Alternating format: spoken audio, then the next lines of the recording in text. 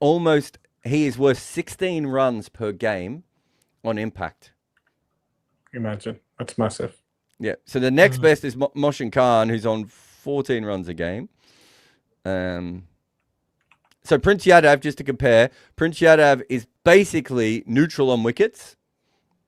So not a strike, not even close to being a strike bowler, which is fair because he's very economical. And he's 1.24 runs and over better than expected.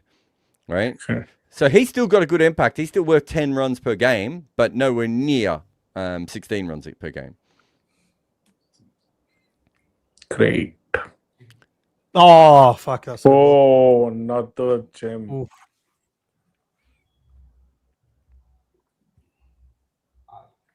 This is where I think the optics defeats the actual thing, because anybody looking at this match would be wondering like why batters are playing and missing so much, because all those subtleties that we see, the movements and all, somehow the naked eye certain times are not able to catch all those things when you're watching it on television, right? And a batter facing this stuff out there would be actually experiencing a completely different ball game altogether. Like all those little subtleties, the ball straightening from angle, all those things, they might not look that fascinating to a naked eye, but they are very tough, difficult, very tough to kind of face. Sunil Narayan this year, 2.4 runs and over, better than expected. And his impact? 7.24. He hasn't taken a lot of wickets, has he? Yeah, he's actually a negative on true wickets. Oh, he comes down the wicket here and hits that away to backward point for. I'm surprised Boovie went over the wicket there.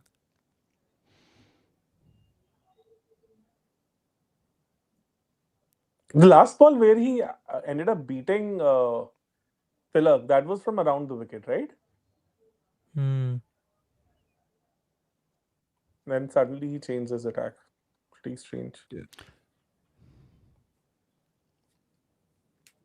I think so the previous match went on for ages. It was like 4 hours, 8 minutes. Imagine a day match. And I couldn't even understand. They were not even penalized for it. Like both the teams got away with it. Yeah. I don't think so. They had any fielding restrictions coming into play because of the slow over rate. No, neither. Like in both the innings, right? They were not penalized in both the innings, right? No. Even though the match just went on for ages, but still, like how the hell it can be? So September born. Yeah, go for it. Saying that did Boovie and Hazel exchange their forms from last year? Boovie was all over the place last year. What did he change this year?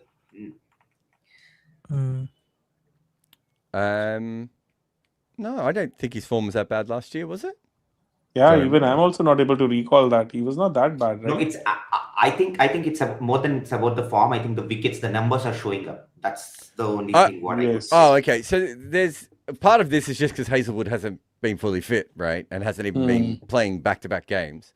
But if you look at it, Amol Dacey talked about this recently. So outside of genuine strike bowlers, I would say, the vast majority of bowlers, their wicket tally is not consistent from year to year anyway. Right? There is no way to be consistent. If you want to be a good T20 bowler, you're much better off to be consistent when it comes to runs per over than wickets. Right? So it would be very hard in any year to do that. But if you want to know the main reason, Boovie looks like he's in slightly better form than last year. And no one is blocking him in the power play anymore. Right? So every year in the impact sub, people have been attacking him more. And back in the old days when he used to dominate the IPL was when people used to attack him in the power play. Yeah. And what exactly happened with Hazelwood? Is he being worked out from the last year's learnings for the batsman? Is like no, I just said he's injured. He's been good. He's won them 2 games, hasn't he? Yeah, that's for sure. He was injured, and he hasn't even played. He wasn't even playing 2 games in a row until recently, was he? Yeah. Yeah, I mean, the last 4 matches he played. Yeah. So it's nothing to do with the batters. He's just not, I would be shocked if he was at his best. Yeah, somebody who hasn't played any cricket in the last 6 months, you don't expect him to kind of straight away come into form, right? And still his middle overs and death bowling is excellent. He's kind of, and just that he's kind of missing his length in the power play, but that can happen. Let me just try and do this for Boovie. I think that's the reason why people want Duffy to come into picture, because he can handle that middle overs and the depth. But then you have to Duffy basically cannot handle the middle overs of the deaf. Have anyone ever seen him bowl before? No. Hazelwood. No. My point is, He meant Hazelwood. Oh. Hazel would do that. So that's the reason why people are very eager to see Duffy, Bhuvneshwar Kumar, and Hazelwood's combo. Because one guy can handle your power play, and the other guy is pro in doing what he does the best, Bhuvneshwar Kumar. But it ruins the rest of their side. It changes everything No. for their team. Jared, one common consensus that people had was like, why not bring in Venki as an opener instead of Bethl, and then you free up one foreign slot and you have Duffy instead of Rasek. That Duffy holds 3 overs in power play, 2 from Boovie, 1 from Hazelwood. Hazelwood comes back. The only thing I would say about that is, if Phil Salt comes back, he's going to take that spot anyway. So he's your preferred player. Venki over Bethl, I've got no issue with. But are you not causing a bit of an issue if Venki makes runs and Phil Salt's fit? What's a more dangerous side? Venki is the opener and Duffy in it, or Phil Salt opening? Any day, Phil Salt. Any day. Yeah. So I'm just having a look at last year on Boovie here. Where are we? So last year he was just about par on True Economy. So he was good last year on True Economy. And he was almost par on wickets. So last year he had very little impact. He was 2 runs per innings impact. So he's certainly changed how he's played from this year to last year, right? Like I would say a lot of that is form. Some of that is probably teams attacking him and going out a little bit more to him. But there's an obvious shift in his game, whereas Hazelwood, I may not have Hazelwood here. I only have last year. Let me just bring up Hazelwood for this year. How many wickets do we think Hazelwood has this year? 5? No. I think he had 3 in just one game only, no? So he must have 5 for the season at least, yeah? Yeah, surely 5. 8? Not wrong. At least 8. Okay. Let me find him in my list. Okay, so he's played 7 games. He's got 9 wickets. We were close. Top edge here.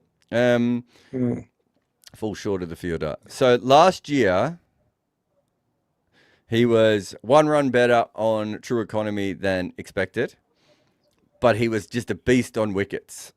He was 0.67 wickets per game better than expected, which would have him this year at about the 3rd or 4th best bowler on true wickets. And still going at 1 run and over more. And he was 4.5 runs a game on positive impact, right? This year, True Economy, slight negative, true wickets, slight plus. So he's basically neutral bowler, and he's -1 run per impact on the game. So what was his impact last year? Sorry, I missed that number. About 4.5 runs. So nowhere near as good as Boovie's game. Oh my God, how did he drop that catch? How the hell did he drop that? That was like what? Is Digvesh Rathi playing in this game or what? Was that Patidar? Suesh. Oh, was it Suesh? Yeah, that was Suesh. Patidar is mostly in mid-on, mid-off, right? No, because I thought I saw long hair. Oh no, it's not long enough. Yeah. Suesh. This is Dolly. So just to explain this was a slower ball. He takes all the pace off the ball. He comes down and he just gets lost with the shot. He ends up chipping across the line and gets the friendliest edge. That would be out in most under 10 games. What just happened there? Exactly. And somehow he's managed to drop that catch. So again, like coming back to Boovie. So coming back to Hazelwood, because every time I was asking you somehow something happened. So what was his impact last year? The runs? 5.5 runs and over. An innings. He was better off than everyone else. So like Boovie 16 is insane. That means. Yeah. Let me have a look at last year just to see. Oh, can I take that out? Actually, it might take me a second. Sorry, guys. If I do this, I'll probably look it up for you. 2025. Yeah, let's do that. Okay, so if we just do impact. Bumrah last year, 12.6 runs and over. So Boovie this year has been more impactful than Boovie last year. hilariously, Unad Cut didn't play that many games, but in the games he played, just a beast last year, 10 runs better per game. Who else do we have here? Kuldeep Yadav and Chakravarti were pretty good. So Hazelwood, actually, let me look at the specialist bowlers because some of these guys didn't bowl much. Of the specialist bowlers, I'd say Hazelwood was the third best bowler last year. So Chakravarti and Bumrah both had him beat. And neither of them are playing good this year. Yes. And Chakravarti was like in the form of his life at that time, right? But Chakravarti has come back well now, right? His impact must have improved now. It's about neutral now because he was so bad at the start of the year. I did look it up. I did quickly look it up. He was, it's come back to about neutral. I just realized we won't even be able to. Sorry, go. You think? So I think that's the reason why their campaign has started taking a different direction. It's purely because of Chakravarti's research. Yeah, Chakravarti, Rinku, and Narayan, three of them, and now Finn Allen also. Like how many wickets has Bumrah got this year, guys? Is it 3? 3, I guess. 3.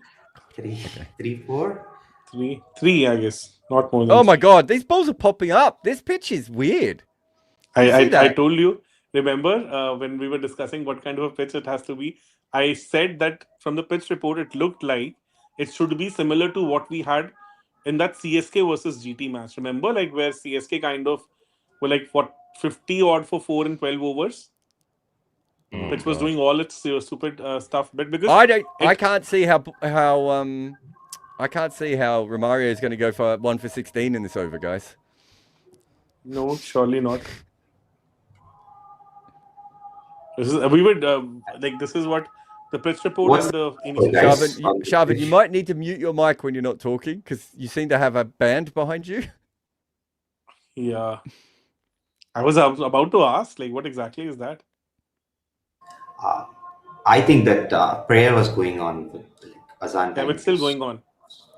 All right. So last year, Bumrah was 12.62 runs and over. Sorry, I'll start that again. 12.62 runs and innings in the plus. And this year is 2.82. So he's basically 10 runs a game worse than he was on impact from last year. But he's still having a positive impact. Imagine. Well, he's still 2 runs and over better than anyone else.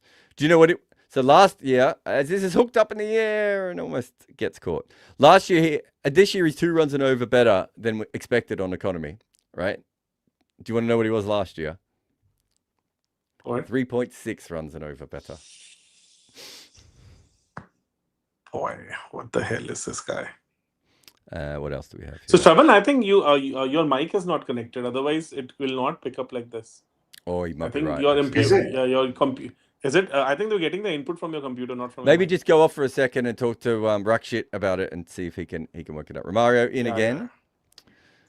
We can handle it until you come back, mate. Yes.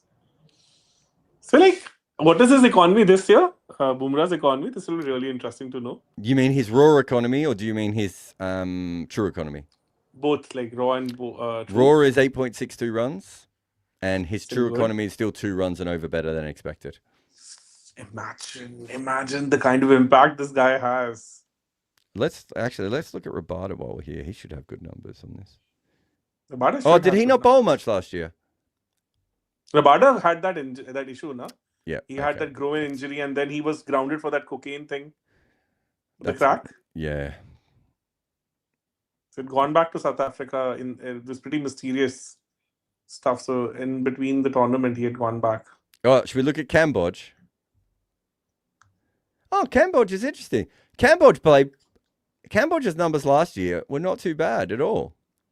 Yeah. That's why he was in the reckoning. So that's why everybody was talking about him. It's funny because this year there's a lot more hype on him than there was last year. And the only difference this year is the wickets. But according to us, he's actually better last year.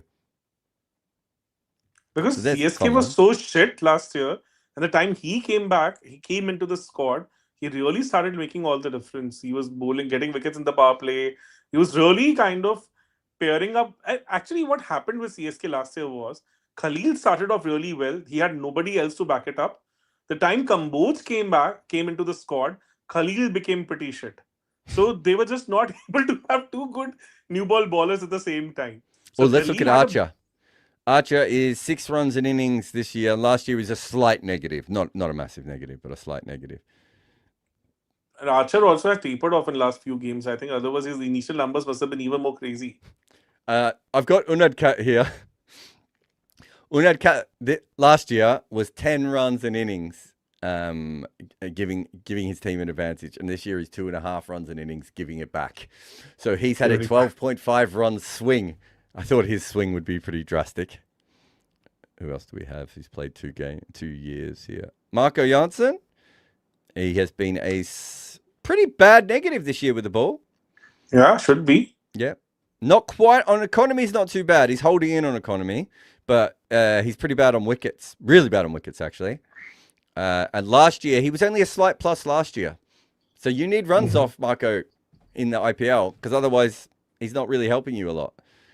Yes. And what is his? What are the impact numbers this year? Wait, where was I? Marco is... Last year he was basically neutral.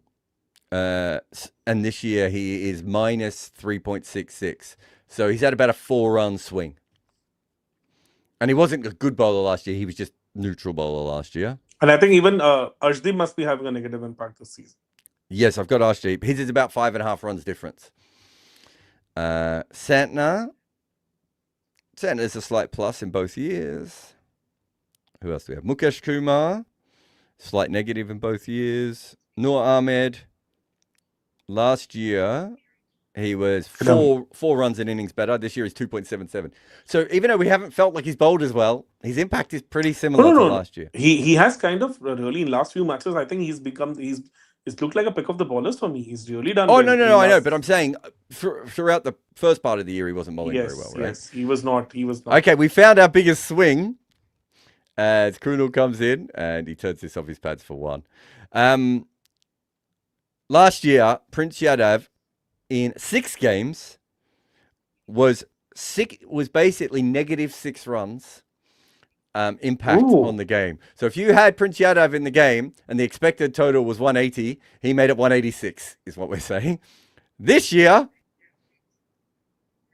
if the expected total was 180, he makes it 170. 16-run swing in one season. Good on him. Good on him. Seriously. Pat Cummins. I'm kind of amazed with the numbers last year also, because it looked good to me as a bowler last year. This year, actually, Pat Cummins was better last year than this year, but he's coming back from injury and hasn't played a lot.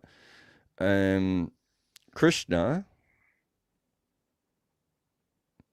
this year is about neutral. Prashid Krishna, and last year he was worth almost 4 runs in innings.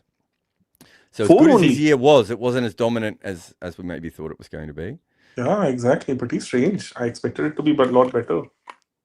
Bishnoi had a shocker last year. Was negative 5.5. This year, negative 1.45. So he's much better than he used to be. That's got to be a wide. That is a terrible bounce. Surely a wide.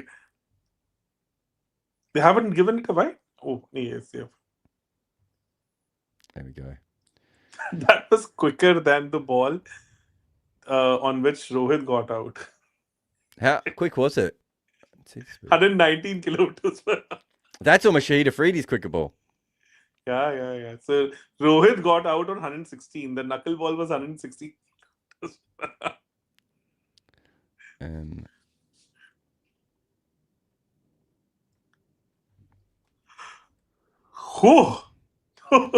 Select players. Here we go.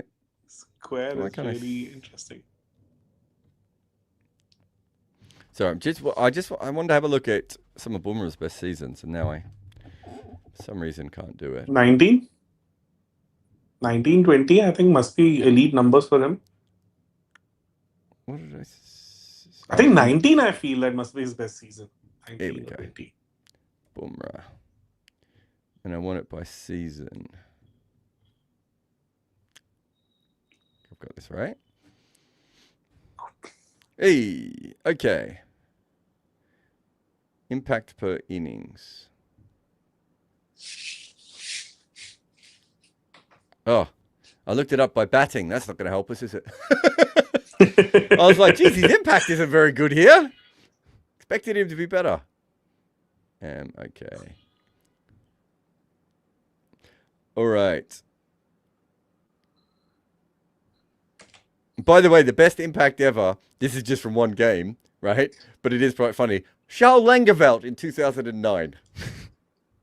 Oh. He played one game, obviously had a blinder and didn't play again that year.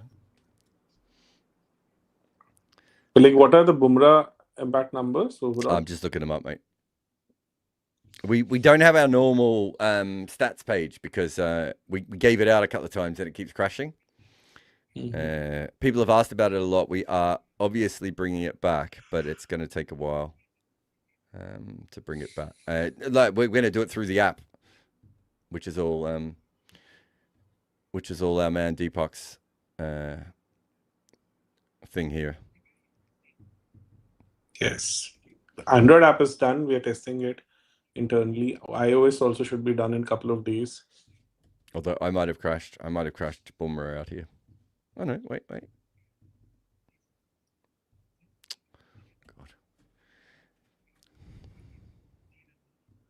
What are they expected to score from here? 180, I guess. That will be a good shout. 173 at the moment. 173. Nah, that's it. Like 173, 180. That's what I'm also expecting. What have you made of Suyanch's bowling this year?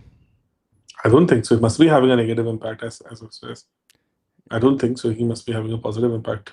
Surely not. I don't have anything in front of me at the moment because I've crashed my whole system, but I would assume you're right.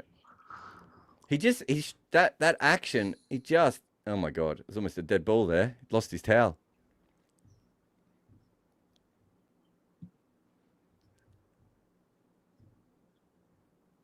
Not sure I'd feel comfortable bowling with a towel in my trousers. Must be something to do with the superstition. I think I'm Dew plays. assuming it's due, right? Yeah. Dew plays a massive role on this ground. I was sharing about that during the toss time also on Watch Along. That this ground. Remember, India scored like 200 in 15 overs against New Zealand on this pitch, on this ground, just recently. Yeah. So Dew actually, and even in that ODI match against South Africa, where Rutu and Virat scored hundreds, India had scored 360, and South Africa made a mockery of that total. They were able to chase it with fun. So, like, that's why Dew plays a massive role on this round. All right. Oh, I've got some fun for you here. I finally managed to make it work. And, all right. So, Bumrah's worst year ever was 2015, just the four matches. Struggled as well, just playing 2 matches in 2013. So, if we look at the 2014, that was his lowest ever impact, which was 2.38 in that year. Basically doesn't take any wickets that year, which I suppose you could say is similar to this year. 15 it was. Which year it was? Sorry? Which year was this? 2014. 14. So, 2014, the only year that's close to 2014 so far for him in terms of impact, really, is this year.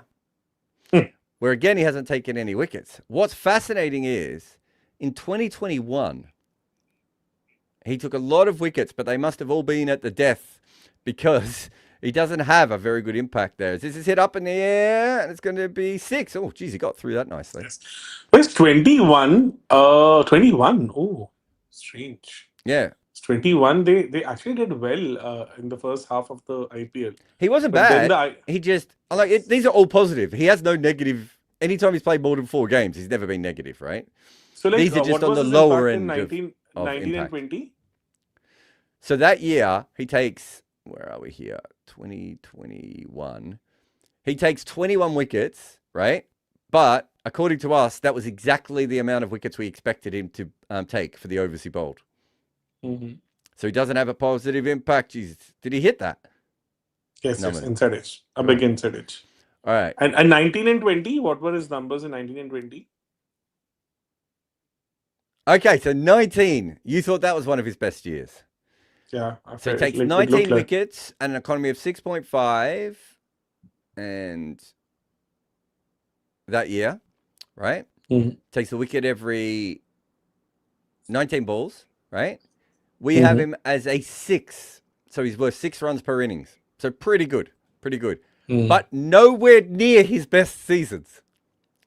It's not even within touching distance of his best seasons. And 20 was? Yeah, we'll get there.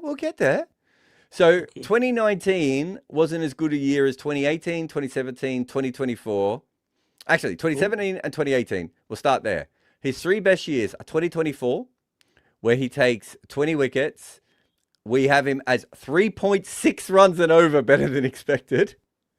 And he takes 0.16 wickets more than expected in every game. And he is worth 11 runs per innings in that year in 2024.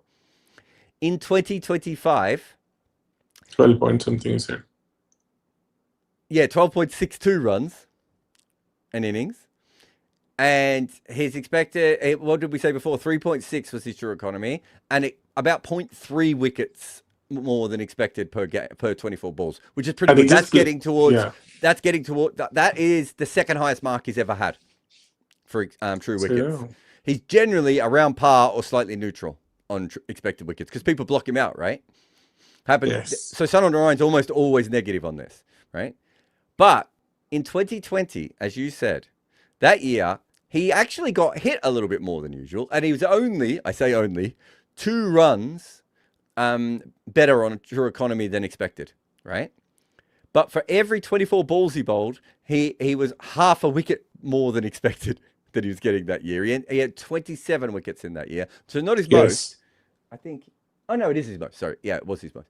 And he was worth 12.78 runs. Okay, so Deepak, that means that currently this year from Boovie is better than the best Bumrah season on impact in a game. Yes. And if you want to know why that is, and there are people who'd be very confused at that, it is 100% wickets in the power play. That in today's match is worth so much, right? Look, like the dew has come in now. It'll be such a loop-sided match now, right? Because the power play wickets, those 3 wickets are going to basically decide the outcome of the match today.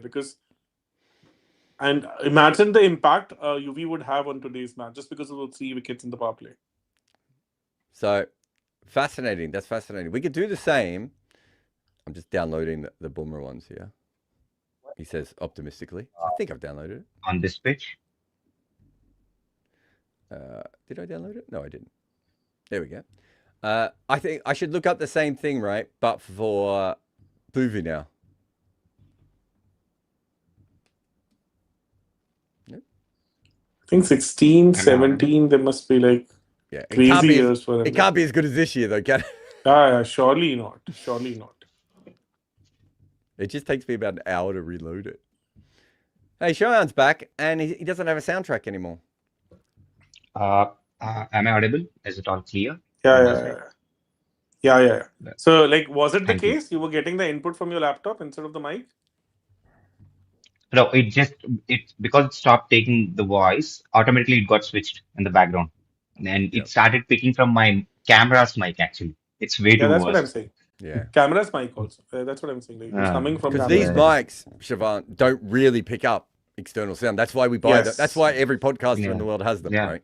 Yes. By the way, guys, what's the idle score on this? 200 plus because Dew has come in, made like even 230. So Rohit Kumar Jha, read about how players were always accidentally caught covering other cases. How likely spot fixing is still happening? Kapil Dev and Akram did once too. Allegedly there, Rohit. Don't want to get yourself sued. Wasn't Akram sue a Australian blogger for doing that? How likely spot fixing is still happening? Well, it's definitely still happening. I mean, what are we talking about? Isn't it? I just did an expose last year about it in the Bangladesh Premier League. But is it happening in IPL also? I haven't seen any proof of it happening in the IPL, PSL 100 of recent times. Trying to think. You'd have to ask Rob about things like the Big Bash and other other kinds of leagues. I mean, it's one of Rob's day jobs, as Deepak mutes himself. Rob's day job is working directly with boards to try and stop this, so he'll know more than me. Most of the T10 leagues I would not trust. Bangladesh Premier League, the Sri Lanka League is a bit dubious as well. Associate cricket's got very dodgy, as we saw recently with the Canada story. Women's cricket started to get a lot dodgier after no real problems earlier on. Yeah. But I think the thing is now that the money has got to the point of which fixing a game is, you know, if Rob's supposed to come on later, isn't he? He said he's a lot of work to do, so like, that's fine. That's fine. We are kind of filling in, so No, he that's would, fine. maybe If he come in comes for on a later, second. I'll try. So I've got this big piece that I've always wanted to do of how much money India could make if they fixed the India-Pakistan game, right? And it's not as easy as you would think to be able to do it. And I think now that when you're looking at some of these games have $1 billion traded on them, it actually in some ways becomes harder to fix, right? Because there's so much money in the pool that you have to be involved with. You might, let's say you wanted to fix an IPL game now, you can't fix the game result anymore. I think the pool's too big. Rob would have to explain it better than me, but you're looking at what, $1.5 to $2 billion a game being traded on the match result of an IPL game. Very hard to fix that, right? Then you have to find markets which actually have a decent amount of money that you can get back, that it doesn't look suspicious, right? So some of these other leagues do have that, right? And the other problem is that Betfair now, we can look at the Betfair data, and then we can look at even the illegal market data in some cases, and we can go, well, this doesn't match up. Why? These should always match up. Why are they not matching up? Right? So it's way harder to fix than it ever has been before, but there is lots of fixing, especially in other levels of cricket. But as far as I'm aware at the moment, it doesn't feel like most of the sort of major leagues, SA20, as I said before, PSL, CPL, you know, I think the CPL definitely had an era where it was pretty bad, as the IPL did, to be fair as well. So there are lots of periods, but now it's just come to a point where it's much harder to do that. But yeah, we stay vigilant, and the markets are our best friends. Sadly, the markets don't always act correctly with the boards and give them the right information. But the BPL one, when I did that, no one was willing to come forward and do that piece, and I could only do it because of what the market said, and that basically completely changed the entire league, right? Like, they still have issues, but I think, was it 5 guys got done for corruption the other day, Deepak, and in the Bangladesh Premier League? Right? That comes out of that came from my piece, right? Like, not the names directly, as far as I'm aware, because when I talk to them, this is whacked away for 6 from Romario as he comes back into the attack. Normal Romario's back. Must be Dewey. When I talked to the Bangladesh, well, I didn't talk to the BCB directly. I talked to the Supreme Court, who was looking into fixing, and their worry was that it might have been anywhere between 35 and 100 people that were involved in fixes, right? My goodness. And so they said, what would you do? And I said, well, you will spend the rest of your life going after them. Like, I don't know what your budget is, but generally what leagues try and do is they look after they look for the 5 or 6 worst offenders, make a big deal of that, and then what you do is on the back end of that, you fix all the different parts of it. So for instance, if you buy a BPL side now, and there is someone working for you who is involved, you can lose your franchise, right? That changes things very quickly. We had that when I was at St. Lucia. There was someone who was looked at, who was involved with one of the franchises, who was involved in our franchise, who the ICC thought was betting on games during the CPL, right? And like, they were trying to get to what was his role. Did he have a real role? Was he just a hanger on? All these sorts of things. But the CPL had legislation that could do that. The BPL didn't have anything. When they went in, Sharvan, to have a look at the, I don't know if this has been reported anywhere, but I can tell you this for a fact. When they went in to look for all the documents on all the years of the BPL, right, to find, suspicious things that have been reported, a moment in a game, someone coming forward to say something. When they looked for the documents, there were no documents. How is it even possible? Because the person who was doing it wasn't doing it. Allegedly. Oh. So there must be like there are a lot of other people also involved. So otherwise Absolutely. it cannot just go unnoticed for such a long period of time, right? It has to be a proper channelized stuff then. Like, You know this because I've told you, but Shaban might not know this. People were paying to play in the BPL. So they weren't getting paid to play, Shaban. They were paying to get a game in the BPL because it was worth more money for them to get in the game and then fix. Oh man. That's how bad it was, that league. I don't know if But, it's the worst I league heard- we've ever had, obviously, but it's probably the worst modern league we've had outside of T10 stuff, and some of the veteran stuff is a bit tetchy as well. Jared, I heard that a few of these leagues, franchise cricket happens just because to cater this sport betting and all. Is it true? Is it seriously true? Is it that? No, that's probably Okay. not true. What is true, though, is that there's a lot of money to be made from selling exclusive betting rights to companies, right? So data and betting rights. The other thing that is true is that a lot of these leagues are probably, allegedly, money laundering leagues. Which tax organizations are coming in checking how many people have bought tickets to these games? No, I think no one does, right? Right. But you will have the numbers, right? At least like, okay, who is the one who is to audit? Correct. No one's there to audit. That's true. So this is something that got really big in Russia years ago, and I think might have been in Central America as well. But Russian women's basketball, they were getting paid more to play Russian women's basketball, right, than they were to go to America and play in the WNBA, right? And there was no one in some of these games, right? So why were they doing it? And how many times have we switched on the TV and watched a T20 game in some fucking random place that we didn't even know had a tournament? There's no one there. So who's paying for it, right? Makes sense. It has happened in China also, right? Even China now they're Yeah, having a it's lot of quite club common level now. The last few in years. China. Cricket has like a lot of such club level games happen in China where they just play it for the sake of it. Yeah, but there's a big Actually, I difference had between that and actively just hosting it because you want to launder money and say that 5,000 people came to this game, right? Actually, I had a colleague in my office who had just traveled from US. So he's basically from Russia, but he settled down in US. He used to he does the same thing what Rob does at one point of time. Later, he jumped to IT section and all.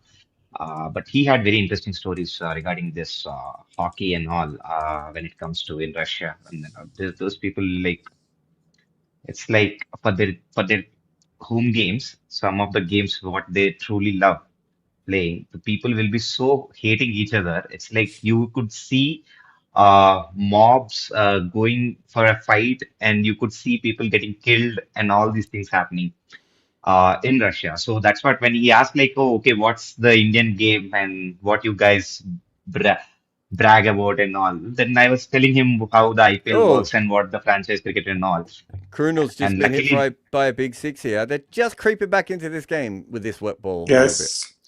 So I'll head off. Sorry, Shaban, you can continue there. Sorry. Joel, I'll head off because I'll just take my parents out for coffee. So I'll be back in a while. So hopefully sure. that See you, Deepak. should be fun. Sure. Oh, that's sure. Yeah, European sport is wild, man. But the basketball is like, because we know about football, right? But if you watch European basketball, there's some madness that goes on there. And also in basketball, you're much closer to the people. And do you know what I mean? And so everything else. Rubu says, which is more true? Boovie and Shami have always been good new ball bowlers who are out of their element in the death. One, they are having late career surge. Two, or power play overs is the new death bowling. Which is more true of those. No, Boovie was pretty good at the death back in the day. There was a couple of years where he was a really good death bowler. He's not a great slow ball bowler, and Shami's not a great slow ball bowler. So perhaps when the death became more about slow balls, they fell away a little bit there. They're having a late career surge. I mean, power play overs is new death bowling. I think I won't say for Shami, because Shami's always been an up and down player. As Boovie, we have a much more data. He's always been fit. More often than not, he's been fit and available. I think if you look at Boovie all the way through, what you will actually see is that the game has changed, and so the way that people are playing him has changed, and that is affecting his game in a way that it would not affect someone else's. And so I almost think that Boovie is normal, and the game is changing around him, and that's what we're seeing here. Yeah. So yeah, just to catch up with the story, what I was saying. So he was asking about what we usually go about the game and all. So I was explaining him IPL and all the franchise cricket, how it works. And luckily, because we are in Bangalore, we can see all the codings and all which were there with the RCB and all. So I could show him. But then he asked me one question, like, do you guys hate each other? Or do you guys feel like, no, I shouldn't even want to see his face or like something, that kind of hate or something? I said, like, hate is there for sure. I mean, like, but not in a extent of like, oh, you would go for to kill each other or hurt someone and something, that sort of. So he was like, oh, that means the franchise culture has not yet kicked in completely. That's what he says.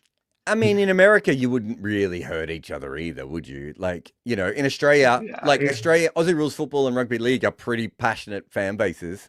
It's very rare to have even like a fight in the stands in either of those. I think European sport, as I said before, it's just built into the culture in a way. This is whacked away through covers before, the ultras in England, right? And, the Serbian basketball fans and the Greek basketball fans and, all these different things. I think it's just built into the culture in a way that it's not in Australia and it's not in cricket in general. It's not in Australia and India in the same way. So yeah, I do think there is true. Something a little bit different when it comes to that. Raj says there was a case in a small village in Gujarat where fake players and commentators were being used in a fake tournament for illegal Russian betting. There was. We've done a whole video on that. In fact, I did. Is this guy? We're gonna get 2 boundaries in a row here. Yeah, we are. Naman. Russik's just gone for a couple of boundaries. He's gone for runs today. Yeah, we did a video on it, so you can find it on Good Areas. Rakshit may need to remember what it is and find it and put it in the links if we can for you. And I did a podcast on this with Pablo Torre, who's just won a Pulitzer Prize in America. Didn't win a Pulitzer Prize for my podcast, but for another podcast he did. I was the non-Pulitzer Prize podcast for Pablo Torre. But yeah, I remember telling Pablo about this, and he was like, "I need to know everything about it." And we had a lot of fun on that one. It's an incredible story. I remember, I want to say Andy Bull might have been one of the. I remember when it was happening. It was bowled him. Did that bounce? Oh wait, you're watching on a potato, aren't you? Yeah. Get it? Yeah. Man needs to get off his potato. Oh yeah, if Rakshit can find it, he'll play it in the break. Great. Perfect. Thank you, Rakshit. It's a cracking little story. If you you know what, Jared? I was just about to say that now Mumbai are truly into the context after those 2 fours, and then you just said that he got bowled. So that was a cross seam delivery that is just skidded, and I mean that is properly low. Sat down. He might have played the wrong shot. No, man. To be fair, he's been batting really, really well. He might have played the wrong shot, but definitely that skidded incredibly low, and that I reckon that hit about the stump about halfway up. Did it sit into the pitch? It just looked like skidded. I think. Yeah. Okay. So just before that, where were we here? Oh. It didn't even reach his knee height. That's what I'm saying. It was incredibly low. They haven't shown it from side on yet, I don't think. Or on my one they haven't. So Mumbai got to about a 35% chance of winning there. So they were just dragging themselves back into the game. I think it was about one. I just looked before those last 2 fours, and it was about 184 expected total. So that goes up to about 190-ish. So that's going to drop as well. So big wicket that is happening. There is no Hardik Pandya too, but we never know with Will Jacks. He can have his day. So I'm just waiting for more replays of that to see if we can see anything else. But yeah, it definitely kept low. It's just how low. Yeah, actually, Jared, if you remember today in the first match itself, when what's his name, the spinner from LSG, Digvish Shetty, when he bowled Yes. to Sanju Samson, I think it's the similar kind of dismissal where the ball just didn't raise at all. It just sat down. That's a skidder. By the action, what he showed, he just showed that he skidded the ball. But They're just showing now. So it's proper uneven bounce. So we picked the one before, which was Romario when it went up. Although they now haven't shown this one. Let's see if we could see it. Oh yeah, that is a short ball. I would have said it was probably back of a length, but that looks like a proper short ball, and that has hit the stumps halfway up. So I would say this at the moment. Oh, we're just having a look at how many of the short balls haven't bounced and then occasionally just taken off of length. So if you bowl length, oh, they've got the thing on the back on the wrong way. oh, some are just taking off from the same area. Crick Info used to have this great graphic back in the old days, Shavam, which was it showed you the Hawkeye data and you could look at the whole game and you could watch where the balls had bounced, right? And it was red if they went above the stumps and blue if they went below it. And generally on a good pitch, anything, it doesn't matter what the length is, but from a certain length, everything should be blue and everything should be red, right? And on a bad pitch, you could tell instantly because there's overlap. Oh, and wow. Crick Info did it for years. No one has ever done it since, and I don't know why. It was by far the best thing that we had seen, that I had ever seen, for just telling you if a wicket was good or not. I used to use it all the time for when I did work. Rakshid has said we have the IPL video for the break. So sorry, I should say the fake IPL video. So that's what we called that video. Well done to Rakshid for finding it. I couldn't remember the title of it. That's a good bot, age 24, so that's fine. I think. And thanks to Raj as well for mentioning that, reminding me that we'd done it. So for those who don't know anything about it, we're coming up in a little while. Yeah, considering that, you'd have to say that if the ball keeps being inconsistent, that's not going to, like, they're not scoring at a terrible rate here. Exactly. I was thinking that in the back of my mind that this isn't a pitch where you score 200 or something. I think 180 will be a good game. I mean, like, good game in the sense we never know. Yeah. Again, Virat Kohli can get one good ball. It gives them a chance, 180, doesn't it? If the wicket keeps playing up. Not that many wickets have come from the balls playing up, but it's in the batter's mind. Correct. And Jared, will Dew play its role in these kind of pitches also? It can, yeah, because if the ball gets soft, it should start bouncing a little bit more normally, right? So a hard ball will bounce weirder. So if the ball gets a little bit dewy and it goes a little bit soft, it should change. But then on top of that, if the pitch gets a little bit wet and the ball's already keeping low, it can skid really, really low at times. It shouldn't go higher unless it gets very, very wet, and then and you start getting divots on the pitch or anything. But it's very rare that Dew does that. But every now and again, Dew can. I'm not saying that other one was from Dew, although it did look like it could have been.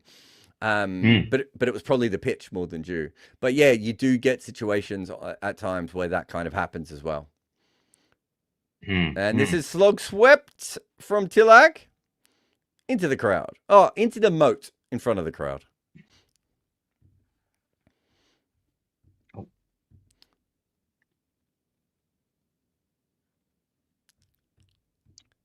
Now, what would be the ideal score, Jared?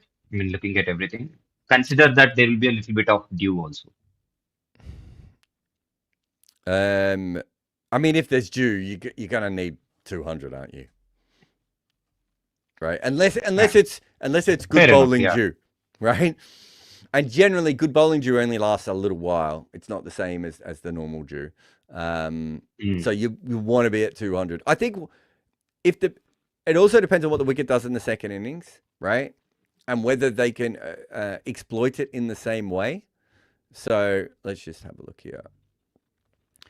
Because what you really want is bowlers who can So you got Bosch who can hit the pitch. You got Bumrah who can certainly muck around with the lengths. Imagine today facing Bumrah on this pitch. Imagine even if one ball skids through, that's it. I don't think they have another bowler who can really hit the surface though. I think they'll bring in one, no? Yeah, but they can bring in a bowler, but I don't think they have a hit the pitch bowler. Okay, yeah, fair enough. Yeah. At times, can Shardul do that? Oh my At God, times, that at one least. bounced. Jeez. This is from the leggy. And not even a leggy that you expect to get bounced in Suyash. That took off. He got a single off it somehow. No, Shardul's not really a hit the pitch bowler.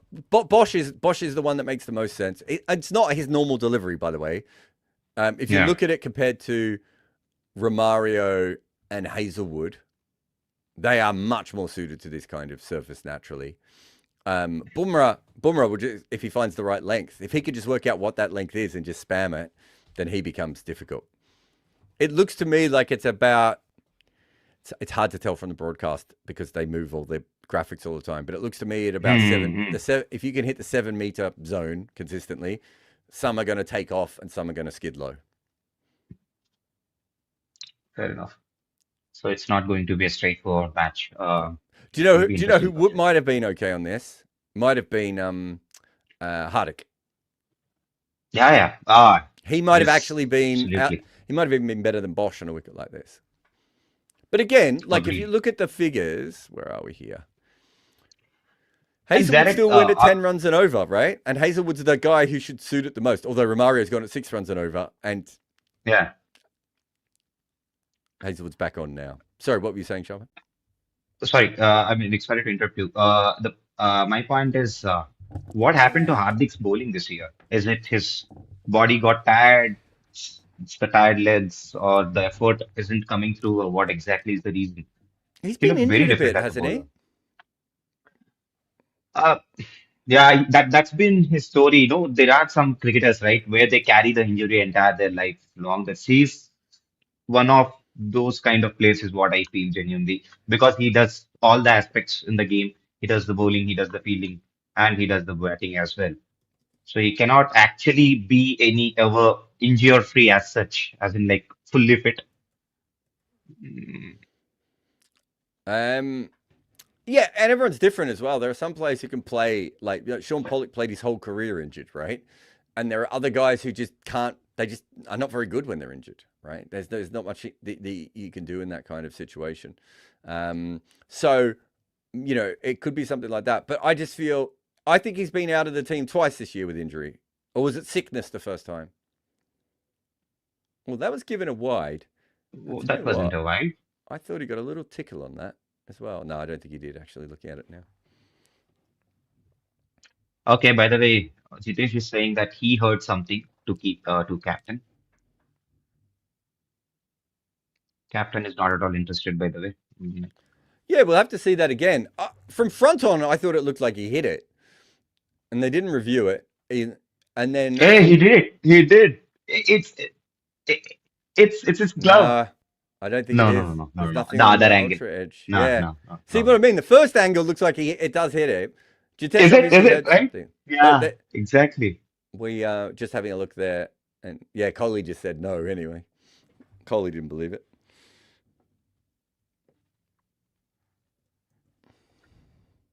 And how about Bethl's form, recent form in the last 4 matches, Jared? How would you rate it? I mean, like, what's your take on that? Sorry, on whose form? Jacob's. Well, he hasn't been in long enough for me to tell what his form is. I mean, like, what do you make out of this last 4 innings at least? Like, nothing. He hasn't been in long enough for me to tell anything about it. Oh, okay. I mean, like, I thought, if you keep going out in the first 2 overs or 3 overs, what can we? Is it his footwork? Is he not seeing the ball well? Like, do you know what I mean? Like, what are you seeing? You can't. He's just out before he's got started every time. I I think we did it on yesterday. I think it was yesterday. I don't think he's an opener. And I think he's opened quite a bit in T20 cricket at the moment without really showing anything that suggests he's an opener. So if anything, I've learnt it's probably he's still not an opener.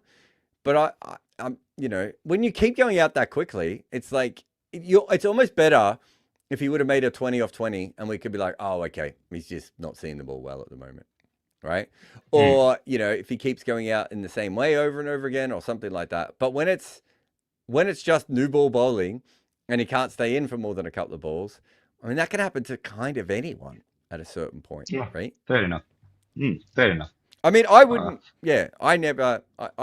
I didn't have. The people that started this year saying he should play ahead of Salt. People have just got way ahead of themselves on Jacob Bethl. You know what? When we do this post-match reviews, right, in English, I mean, like in Hindi and channel and all, no one is even patient enough after their second loss to keep the same team. To be honest, they just want some heavy changes. Someone wants to push out Romario and Jacob out and then bring in Venkatesh Iyer, Duffy or Jordan Cox, whatnot, because they don't have a backup wicketkeeper in Indian. So I think that's what a good team doesn't do. Yeah, exactly. Especially when you're good. I think you should be able to ride out bad form a little bit better, which is what the best teams generally try and do. But yeah, in terms of Bethl, I think when we looked him up yesterday, almost all of his runs in T20 cricket, and he hasn't made a lot, but almost all of them have come batting at 4 or 5. And based on what I've seen of him, that kind of makes sense. Like even in Test cricket, he's not a number 3, right? Like he's just playing there because they don't have anyone else. England don't think he's a number 3 either. So batting him in the top 3 in T20 cricket so far in his career, he hasn't made any runs there. Batting him outside of the top 3, he's done very well. So I think he made runs, was it last year when he came in for a game for RCB and made some runs? Oh, that's... Do you remember that? Was it? Yeah. Yes. Versus CSK, if I'm not wrong, he had picked up 50 odd? Half century. Yes. I 58, think that's his, if I'm not wrong. That might even be his top score in the top 3 in T20 cricket. Oh my God. That's very weird to hear. But let's look at Cooper Conley. Cooper Conley's the same kind of player and the same kind of thing, right? Cooper Conley averaged 19 in the Big Bash last year, right? With the bat. Yeah. They put him in a tougher position and he's smashing the ball everywhere. So, you're probably taking more of a risk with Cooper Conley than you are with Bethl. And yet, the Cooper Conley one's completely come off and the Bethl one hasn't. Yeah. And a lot of it is injuries as well, right? I think I had one genuine opinion. Bethl can play, but as you rightly said, at 4 or 5, 5 would be best after Rajat Patidar's century. Yeah, that's what I feel. Yeah, he could in the IPL. He could probably bat at 6 as well. I don't, no issue with him batting further down if they wanted him to. How would you rate him in a tight situation where you need to go for help or little? I mean, like for each and every ball. Is he kind of a batsman or he's also an anchor finisher for you? I don't think he knows what kind of T20 batter he is at the moment. I'm just going to get to this question just very quickly. This is it up. And I'm absolutely throwing Singer in here, but that was a wicket. I think it was Will Jacks tried to hit that across the line and hit it straight up in the air, and it was called a deep mid wicket. Singer says, my God, why is Romario? Yeah, why is Romario bowling a third? The reason he's bowling a third, Singer, is because this pitch is made for Romario Shepherd. This is what you should do as a captain.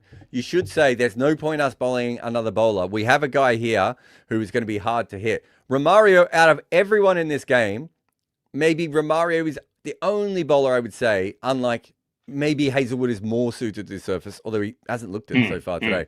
But Romario literally is a strong guy who can hit the pitch very hard, and he should get more inconsistent bounce than anyone else. You would have seen me sweating if RCB would have been in a bad position for sure by now. I think we were saying that. Jared's thoughts on CSK, LSG, and Weed. I tell you what happened was I actually watched that game really, really closely until Irville went nuts. And when Irville went nuts, I was like, well, this game's over. So I started watching a bit more casually. And then suddenly it got to the end. And I think I looked at the maths and I went, they're going to stuff this up, right? And so I watched the last 3 overs. My memory is that Veer was dropped 2 balls in a row. Was he dropped 2 balls in a row or were both of them dropped? I'm trying to remember now. Both of them were dropped, but not in a row, in the same over, if I'm not wrong.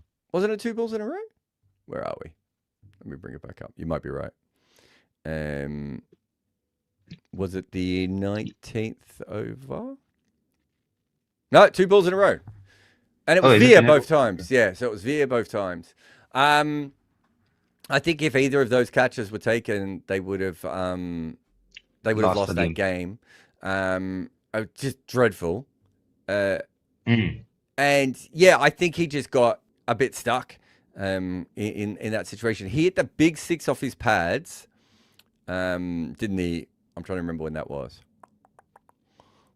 Yeah, so Prince Yadav bowled 1, and it was an incredible shot. So 17.2, I thought that was really good, but he was quite stuck at that point, and he was certainly, I would say, part of the problem. What was the 103? Yeah, he was like 1 off 5 when he hit that 6, I think. So, like, no reason to be 1 off 5 in that kind of a game. And then he got stuck again after that, was dropped twice, and then he hits the big 6, doesn't he? To get them back ahead of the count. And then Dubé finishes it off in the next over when only Markram was left to bowl. Yeah, so I didn't see anything in his batting that suggested to me that he played. And I don't think they bowled him, did they? I don't remember him bowling. He's not in my bowling notes. And I was taking copious notes at that point. So, yeah. Jared, any observation on Raj Angad Baba? I mean, like from his past records or the playing history or anything you had an eye on him? Sorry, who was that player? Raj Angad Baba. He was at a time where he smoked everyone in under 19 cricket, and then his name boomed. After that, it was not so much, but just out of curiosity, I'm asking you, like, did you? No, I don't have anything here on him that I can see at the moment. On this computer, okay. You're not talking about the guy who's coming in next? Yes. Oh, okay. Wait. I might. Has he played a game yet this year? This year, I don't think so. No. No. And he hasn't done much.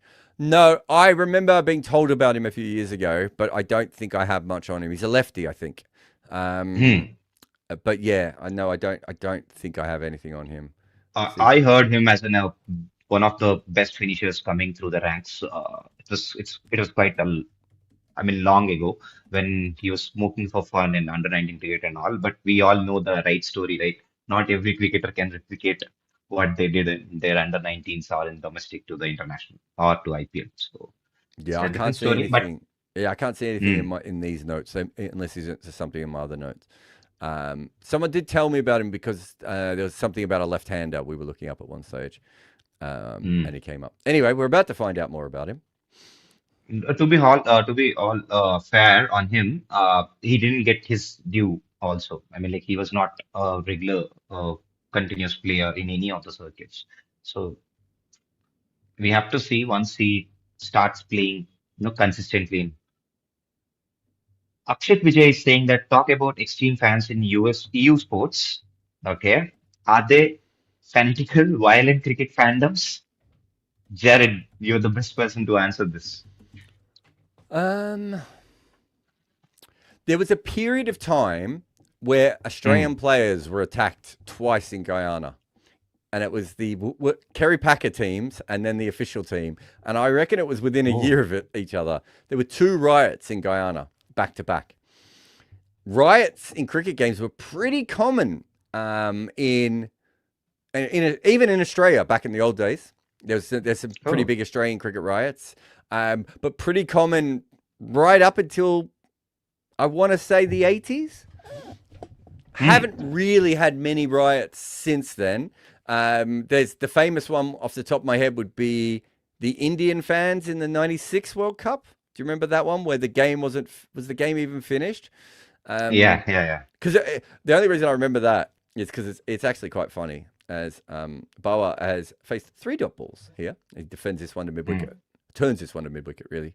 Missed at one of the earlier ones. I think we should consider post 2000, Jared, to be fair. I mean, like we knew that before 2000, No, but what I'm saying is that's timeline was probably one of quite the last different. ones. But why that one's funny is because technically in that World Cup, Sri Lanka didn't beat India, Australia, or the West Indies because there were 2 forfeits, and then so they actually had 3 games that were not finished in the same World Cup, which is hilarious.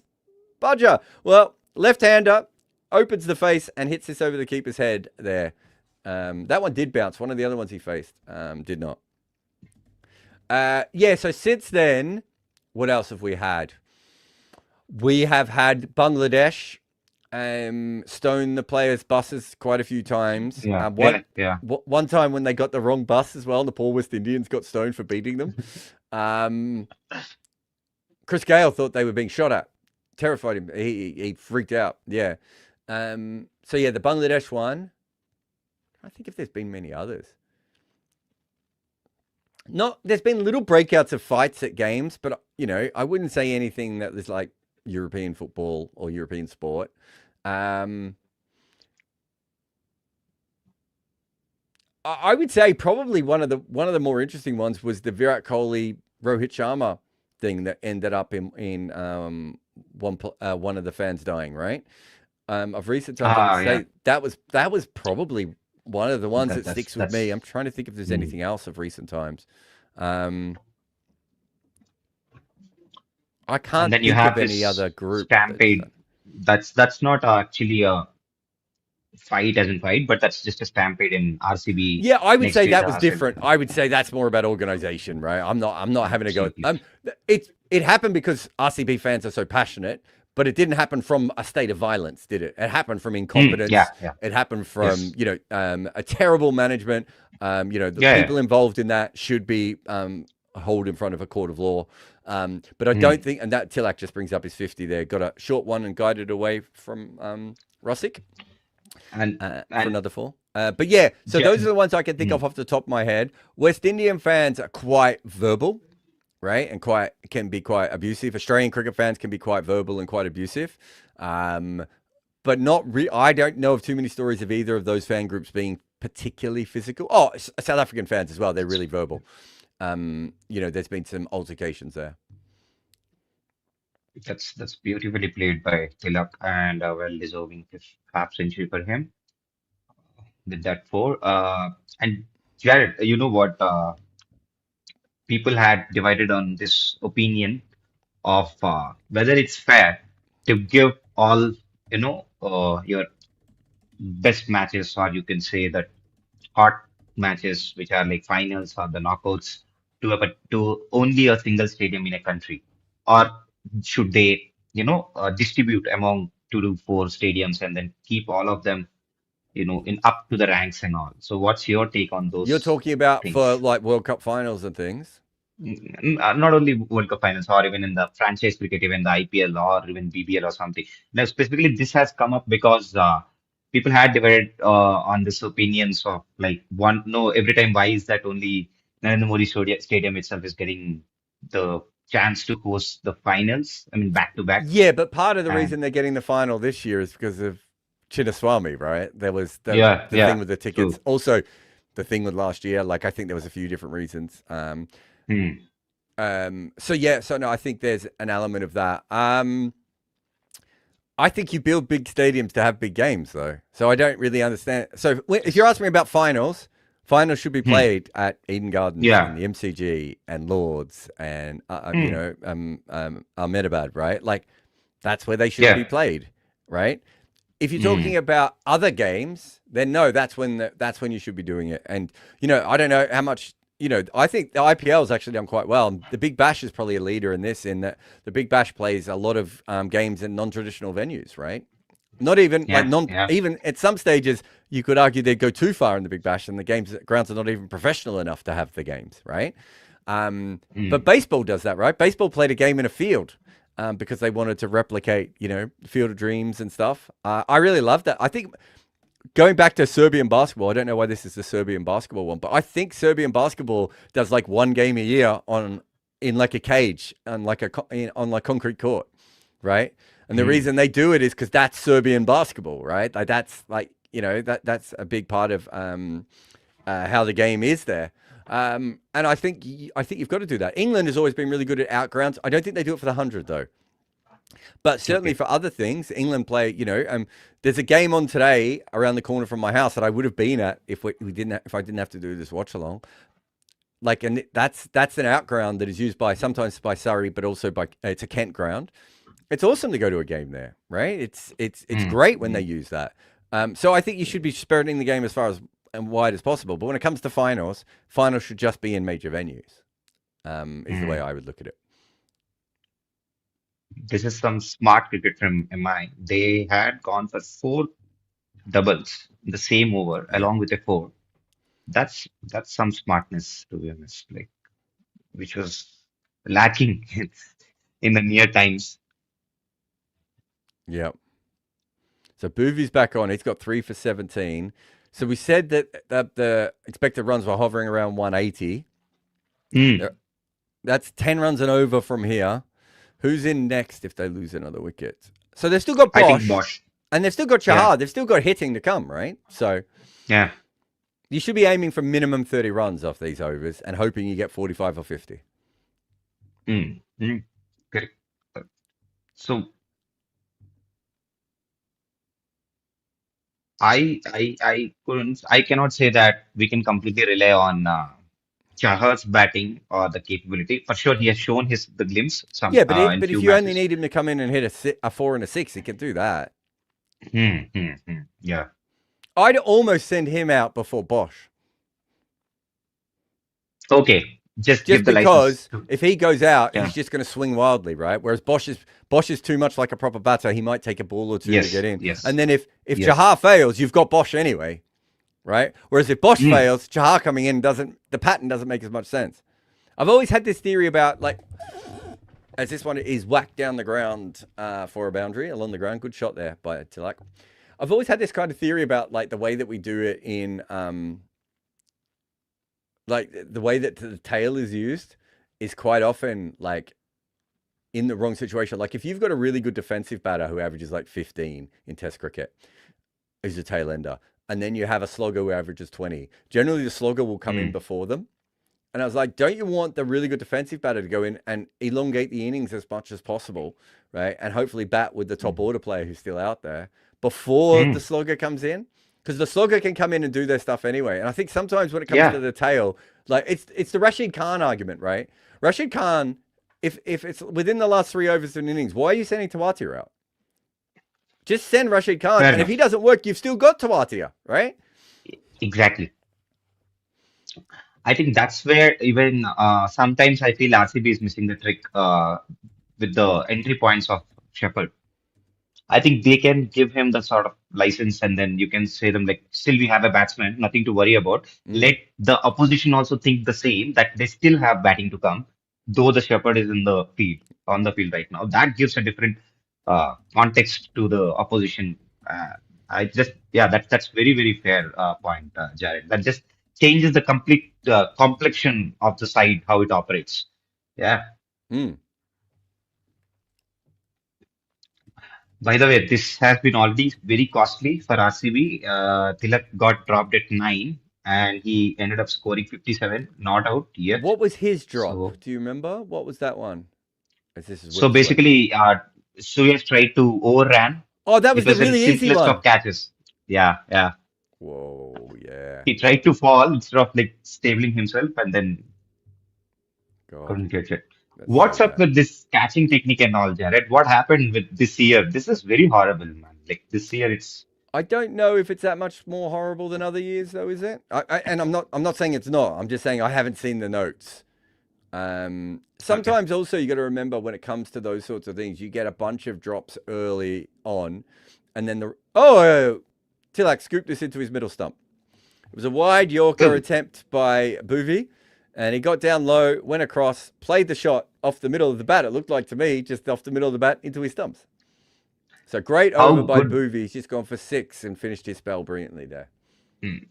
Jared, usually, this is just a generic question. Like, usually you love bowlers being more successful or batsmen. I mean, like, It's purely your. That was off the bottom of the bat. Sorry, I thought that was off the middle. I think it was, and he dragged it down. Either way, if he'd got it past the stumps, it would have been 4. He just happened to hit it back onto them. I'm a bowler, so I want wickets every time. So then this year must be very no, and I mean like refreshing for you because look at the most valuable players in the points. Yeah. It's bowlers who are dominating, and we keep on saying about the same thing, like, oh, this is batsman's era, and then you know what, they are taking the game away from the bowlers. This is not fair and all. Look who is giving you the most valuable points. I actually think from when it comes down to it, that actually bowlers have been winning T20 cricket from the start, and people just don't know enough about where the game has been going. So my argument, and I've been making this for about 10 years, is actually maybe even longer than that, maybe even 16 years now, that actually the batters have been going too slow. And everything has been proven by the fact that when the impact sub has come in, they've suddenly gone through the roof. And even when you took the impact sub away in the SMAT, the run rate is still through the roof in the SMAT, right? Batters have been holding themselves back for generations because it's the way that they were brought up. And so I think bowlers have always been doing well from that perspective. We just have to get used to the fact that batters now understand their limits a lot better. We just did a whole video on this, man, called the theoretical limit of scoring. And we're talking about these sorts of things. If batters don't understand how much quicker they can actually score than they have so far. So, but yeah, I do think the bowlers have done well. Flat pitches, balls aren't doing much. You know, the impact sub helps the batting team, not the bowling team. All these different things.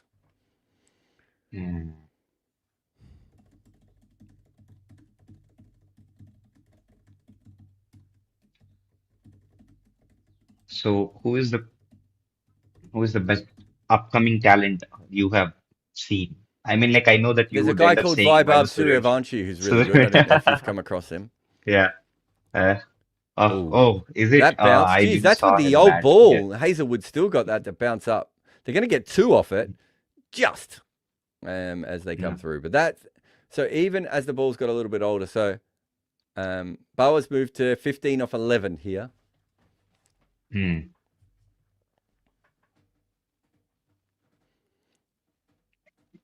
For some reason, I feel like I don't know whether because I'm an RCB fan, I'm getting this vibe, but this isn't going to be a cakewalk by any means until unless Virat Kohli does what he does the best. As we said before, the one thing that's been interesting so far is that when the ball has misbehaved, outside of that one ball that was bowled, we actually haven't seen that many wickets from the misbehaving of the pitch. So we've had a couple of balls hit gloves. We've had a couple of balls hit the top of the bat and go up in the air. Chances are when RCB bat, 1 or 2 of those is going to be out. That's the big problem for them. I don't think, other than that, the pitch is fine. Like it's just the occasional, around a similar kind of length where we're seeing the ball just sometimes goes low and sometimes goes high. But all you need is 1 ball keeping low and 2 keeping high and all 3 of them to get wickets. And suddenly you're in a very, very different situation. So that could be an issue. But they've not batted them out of the game, have they? What were they? They're 114 after 12, I want to say. Do you remember that? Where were we here? They were 114 after 13. Right, that was the over they got a wicket. I thought that was the period where it looked like that was when Russick. Oh, he hit him in the head. That's not good. I want to see that again. We're going to have a delay here. That didn't even come up that fast, or is it hit him in the shoulder? No, they're having a look at him. And wait, just one when second. you said fast, So this is an off cutter, slow ball bouncer, and yeah, it's hit him in the face. I think that's just bounced a lot more than he thought it was going to bounce. His bat was well underneath that.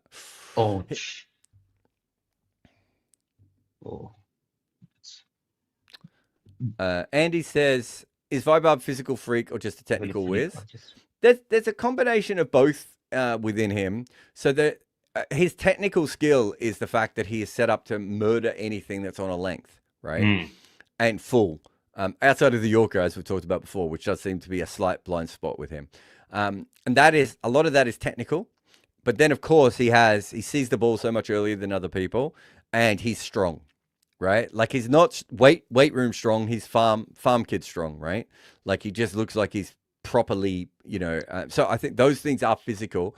And he also has he also has like a lot of belief as well in these things. So you have to have an incredible amount of belief. And sometimes as a young player, you have that. As an older player, you don't, because you start to fail a little bit more. Am says, is it just me as Romario made slight changes to the approach to the bowling crease and follow through, looking like a stronger action? I didn't see anything today, that suggested he's bowling any differently, other than the fact that on this pitch he's harder to play. Could be a slight change, but I didn't see anything. He is coming from he's coming from a far from the grease, so he's using that space, but that he usually does. Usually he does when he gets. There's what's up with the speed guns. This year, are they glitchy or what? Like, how come we are seeing 146 is like quite a common thing to bowl, and then 150s, 152s are like there in one and the other odd match. They're juicing their speeds, mate. They are. I can tell you. They're juicing the speeds. Seriously? Yes. Not the first league in the world to do it, not the first broadcaster in the world to do it. Is this court? So Boa, we didn't get a lot on him today. He's ended with 16 off 14, and he got a full toss. He kind of hit around it a little bit and scooped it up to mid-off, and he is gone. So the last 2 overs, we said that they needed 30, and they've gone for 12 runs in 2 overs and lost. Yeah. Did they lose both? Did they lose Tilak as well? Yes. Yeah, they lost Tilak and. So wow. So is it actually legal? I mean, legal in the sense, is it fair on fans or like with the work you do? It's not fair on the work I do, but I don't think anyone at cricket cares about the work I do. Look, we've made up things in cricket for years, right? So, for instance, how the measurements on the sixes is completely made up. No, don't give me all this heart attack things to say. Jared, it is serious. Like, why would you hide then? I mean, like, at least it's very hard for them to be able to do it in real time. They're not very accurate at all. I can understand the accurate argument, but then, sorry to interrupt you, but then, no. I mean, like, knowingly, you know that that's a 65 meters hit, and then you're knowingly showing it at 77 or 80. That's not fair, right? It's just been happening since the start. When I was an analyst, I tried to use the data, and the guy who collected it said, "Don't use this. This is terrible. It's all made up." He said, "Like we estimate, and it's like not like we have an idea, but also where the ball hits the grandstand, right? So if it hits the grandstand at the top, it'll come up as like 70 meters, but the ball's going to go another 40 meters."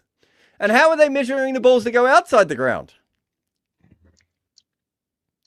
You know what? The two things what you said, I just felt like my entire creating, being a fan or a viewer, it went for a toss, to be honest. It's been an open secret in English cricket for a very long time that you can't trust a speed gun when you watch an English cricket game.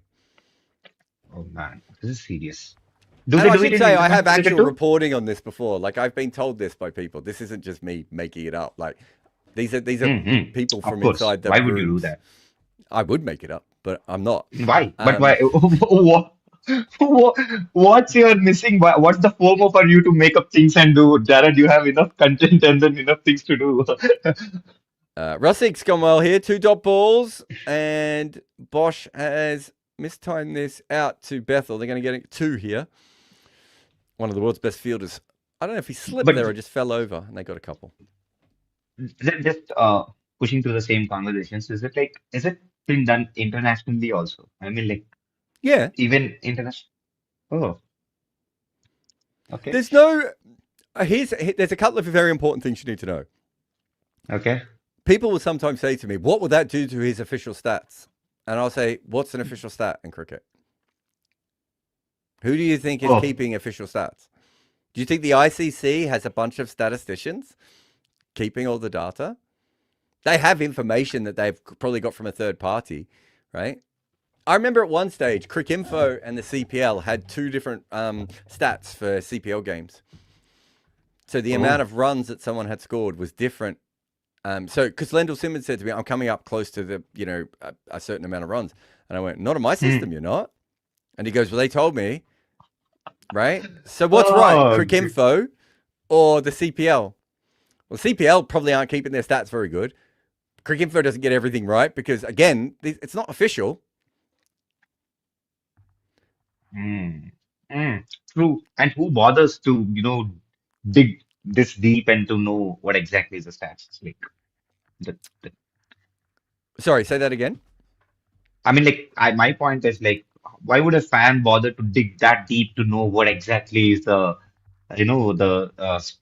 actual speed is and all? Yep. These gimmicks works for sure. Not just to mention, I mean, not only can you change the speeds as it comes down. This is a great over. Russik's done well here. He's fought back in this over. I do think the ball got a bit soft at the end. Are they just going to check this for a wide? Yeah, oh God, of course they are. They don't want us to have nice things, Sean. I'm assuming this wasn't a wide, just having seen it live.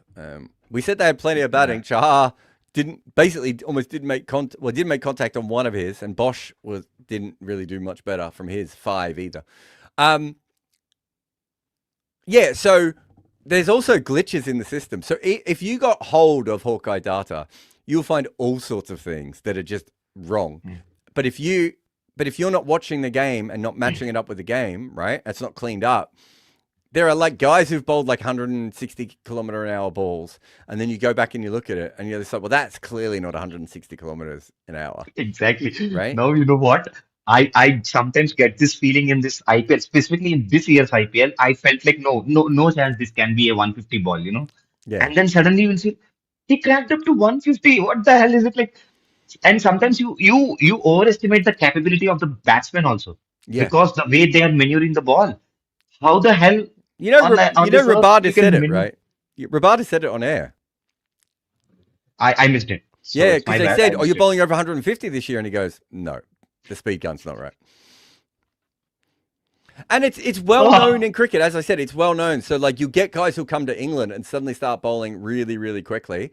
And it is 100%. Everyone knows not to take those numbers seriously. Anyway, there's one number you can take seriously, and that's the fact that we said that Mumbai needed to get to about 180 to make this a good chase. They've only ended up at 166. So you would have to say at the moment, as he quickly checks the match odds, Rajasthan a huge favourite after a big final 3 overs there. They got out to... or an 81% chance of winning, and they were about a 65% chance of winning. So, who did I say? Rajasthan. Oh, Rajasthan, sorry. Anything, my dyslexia, if it starts with an R, I'm going to get it wrong. RCB, they were in charge of that game after Boovie's early spell, but there was a point at which Mumbai, 2 points really, where we thought Mumbai could pull it back, and eventually that didn't quite work for them. So 167 will be the chase. It is an uneven surface, but a lot would need to go right for Mumbai. We will see you in 8 to 11 minutes time. 100 years ago, something truly remarkable happened in cricket. No one knew how to get Bradman out. And so some of the smartest minds in English cricket got together in a smoke-filled room at Lords, and they talked it out. It is no different than you talking with your uncle, with you whispering at the back of the bus, with you sitting around in the tea room arguing with your friends. This is what we do in cricket. We love the game, we talk about the game. And that is what we do at Combox, where the game lives on.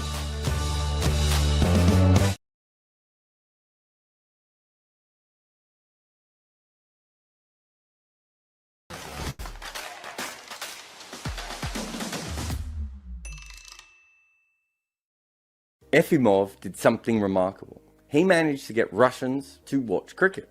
Men drinking in pubs across Tiva, Voronezh and Moscow. I don't know, other than Moscow, how you pronounce any of those places. But places in Russia were following the Indian Premier League. Cricket in Russia is not big. In 2019, the Ministry of Sport refused to recognize the game officially. That was eventually overturned, and the ICC allowed Russia membership to play for T20 internationals. They were suspended from that. There is a Moscow Cricket Academy and many expats trying to keep the sport alive. It actually did once thrive there. Cricket was played in St. Petersburg as far back as the 1870s, and matches were regular until the Bolsheviks took over. They decided, for some unknown reason, that cricket was elitist. But the chances are that the blokes in the pubs weren't aware of any of this. They just wanted to gamble on something live in a good time zone for them. So FML provided them with the Indian Premier League. Just not the real one. But you can't really tell this story without telling the history of grifting and fraud and money in cricket. It goes all the way back to the start of the Test game. This is the last knot. My dad told me to say this. Ted Pooley was supposed to be England's first ever wicketkeeper in the match that is now known as cricket's first ever Test. Instead, he was in a Christchurch jail. This weird random occurrence happened because of an injury that kept him out of the tour matches in New Zealand. Because he couldn't play, Ted Pooley offered to umpire. The problem was that while he was in the middle controlling play, he also bet on the exact same game. Yeah, I think you can see what the problem was there. On top of that, Pooley won a lot of money for those bets. And so the local bookmaker decided that because of this, he shouldn't be paid out. Pooley was arrested for attacking the bookmaker. And this is not a one-off story, it's one of thousands in cricket. At the early part, gambling on cricket was just a huge part of the game. So much so that when it moved from a street and park pastime to a professional sport, the laws were written around gambling. Cricket's original rules were part of an oral tradition, but from 1744 they started to become codified and then eventually written down as laws.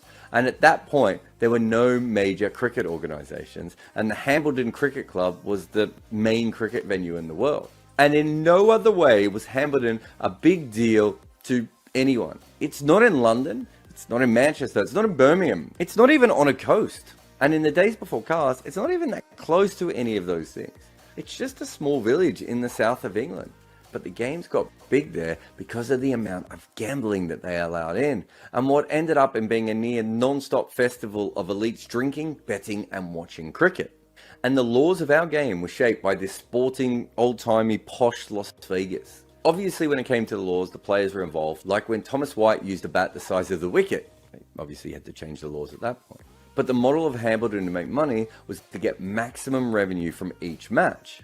That meant that the laws and the bookmakers had to kind of form a partnership. And when it comes to money in cricket, we often gloss over these things from the early part of the game's history. We pretend that people played for the love of the sport.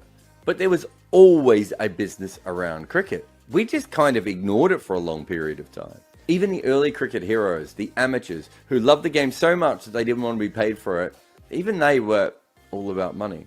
Unlike other sports, there was no split between the two. There wasn't an amateur competition and a professional competition. Amateurs and professionals would play together. The difference is that the professionals were paid as a job and the amateurs were not. Except many of them were actually paid, often more than the professionals, especially on tours.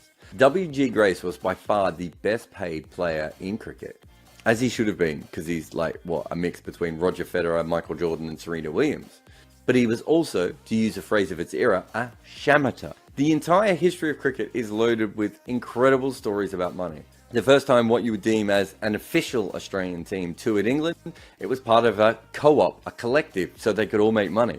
And yet, the sport tries to portray itself as the sport, literally. But things like the Hambledon Haven, the Oval putting gates up, and the IPL renaming a six for commercial reasons have always existed. Cricket has always been about money. LinkedIn is part of my online writing course because there are so many cricketers and coaches that are on there. But even outside of that, me and a fellow journalist used to play a game with LinkedIn where we tried to guess what job a former Shield player. Well, LinkedIn is a large pond. Terms and conditions do apply.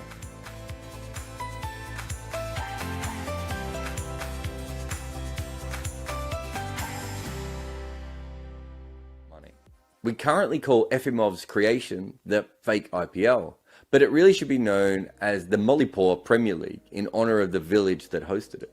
And that term, village, obviously has negative connotations in cricket. To refer to someone's game as village is an insult.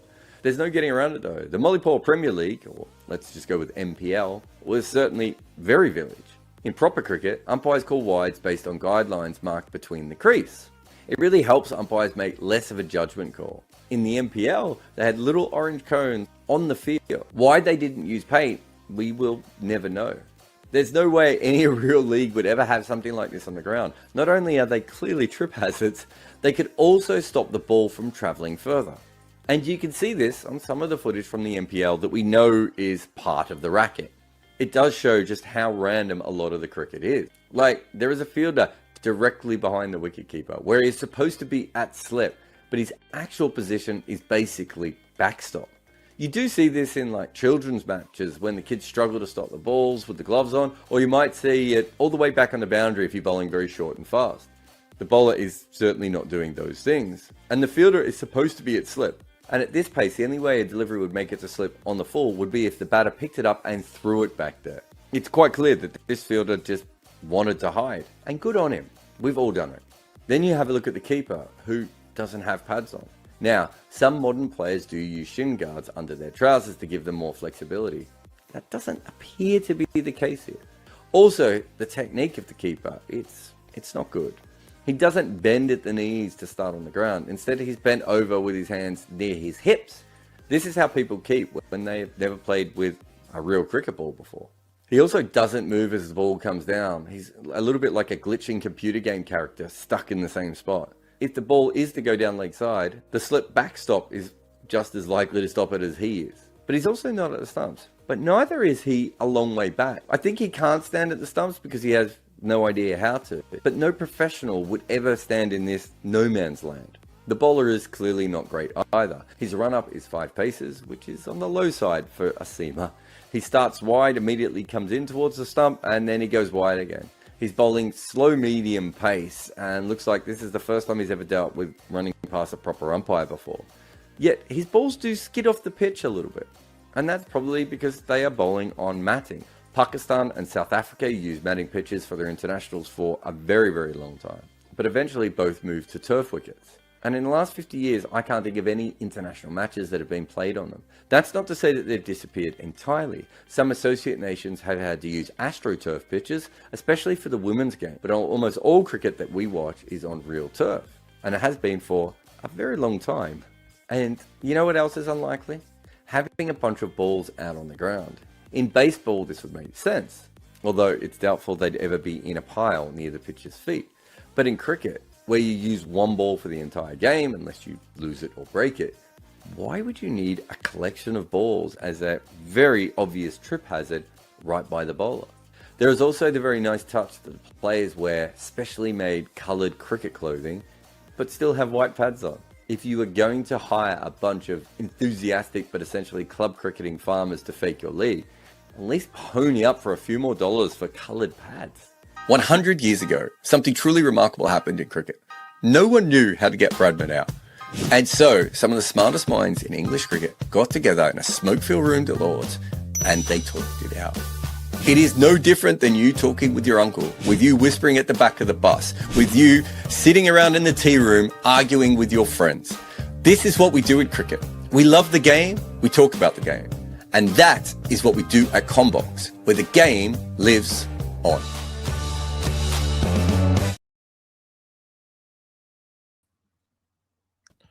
The game is living on here with Jared, and Rob is in the house as well. Rob, I hope you're learning a lot about how not to fake a cricket league in my previous video that was just showing then. I was. I did. One of my favorite things was when they just suddenly have like 3 balls at the feet of the umpire. They're like, we can't even be bothered chasing the one fucking ball. If it goes out of camera shot, it doesn't matter, guys. We've got more here. I've got a good and long story about a fake cricket league in allegedly in Sri Lanka during lockdown, which conned a lot of the bookies. That was the one. No, that it wasn't. That was the one I was watching there. That was a different one. Oh, are you talking about the other one where they had the fake players' names and everything? Yeah, So we mentioned. I think I mentioned that in that video as well. Yeah, they said that Favi's Maharouf and Yeah. Jamta Mendis were playing in it, and they just made those names up. They just went no. Eventually, when it this transpired one, that they didn't. this Gujarat one was much more successful. There's been a couple of others as well. It actually has happened more than you would think, which is more than once. I also love the idea that like there was a reason they did it, and it's because those games used to be at the right time for people in Europe to bet on when there was no other live sport being played. Like there's a lot of thoughts going into that. Yeah, the one I was on about, I told one of the big bookies, do not cover this under any circumstances. I know who set it up, and I have a very bad feeling about it. And they went ahead and did it anyway, and lost absolute stacks. I think that was the one where during COVID, if you hit the ball for 6, like a designated person had to go and get it. And Yeah. so if you hit the ball for 6 and there was like hedges around that particular ground, the alleged ground that they played on. And so if it went for 6, it was like 3 or 4 minutes before the next ball was bowled. And then like everybody backed overs. When they were 25 for 6 or something, the camera cut out at the ground, and came back 2.5 minutes later, where apparently they'd hit 5 sixes and like 12 wides off that over. It's like, so you've hit 5 sixes in 2.5 minutes, have you? And it takes 3 minutes to get the ball every time it goes for 6. Maybe not. Maybe that didn't happen. And maybe these guys all wearing scarves and black helmets aren't actually Sri Lankan cricketers. And maybe this isn't in Sri Lanka, even though you've got Sri Lankan flags everywhere. Maybe it isn't in Sri Lanka. Maybe you just set it up in India and conned everybody. But no one listens to me, Jared. And why would you? Why would you? Based on that, thoughts on this game so far? So I think slightly tricky pitch, but Mumbai are rubbish at cricket, right? They're a bad team. And Boovie is very good at getting stuff out of pitches like that at the start. Nobody really took responsibility. Is that fair? Tilak. I mean, he got dropped on the absolute sitter, but I thought when he was in, there were actually a chance of putting on a decent total on a wicket that is a bit up and down. Yeah. He was dropped Dolly on 9 and he got his 50 odd. We've seen 3 catches today, 2 by Digvesh and that one by, was it Suyansh? I think. That was Suyansh, yeah. Yeah. They are some of the worst we've seen. Overton's is worse than all of them.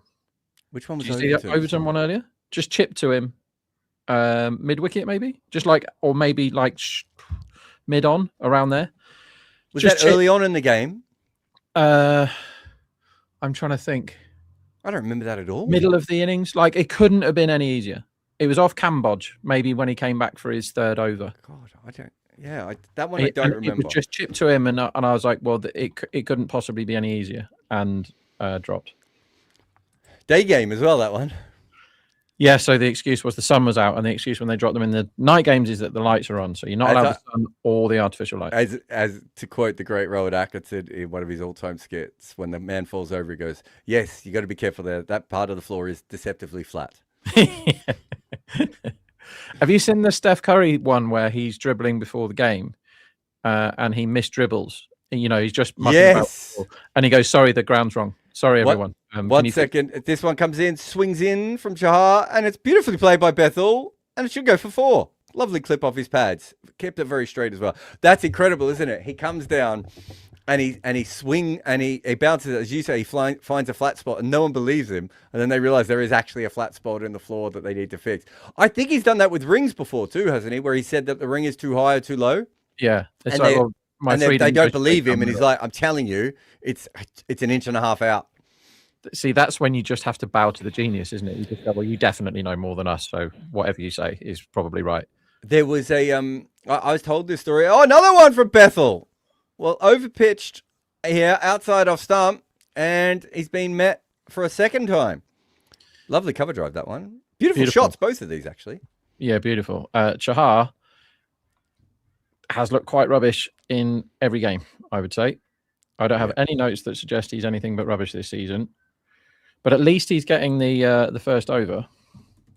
Yeah. Because there is swing, but he's sort of swinging it gently onto the cover drive at the moment. Yes. He tried to do the right thing there, and it just went anyway. Bethl will feel good after that. Yeah, he needed this quite a bit. Let's have a look. Third ball. That's a good delivery and defended. And he'll just pick up one, bring Coley on strike. Yeah. So years ago, I was told this story about this council. So when I was learning to be a groundsman, we had to go to gardening school, and there was a lot of people there who'd worked in councils and run councils and things. And one of the guys was telling us the story about how there was one particular council that every year had this huge surplus in money for asphalt on roads, right? And they couldn't work out what was happening.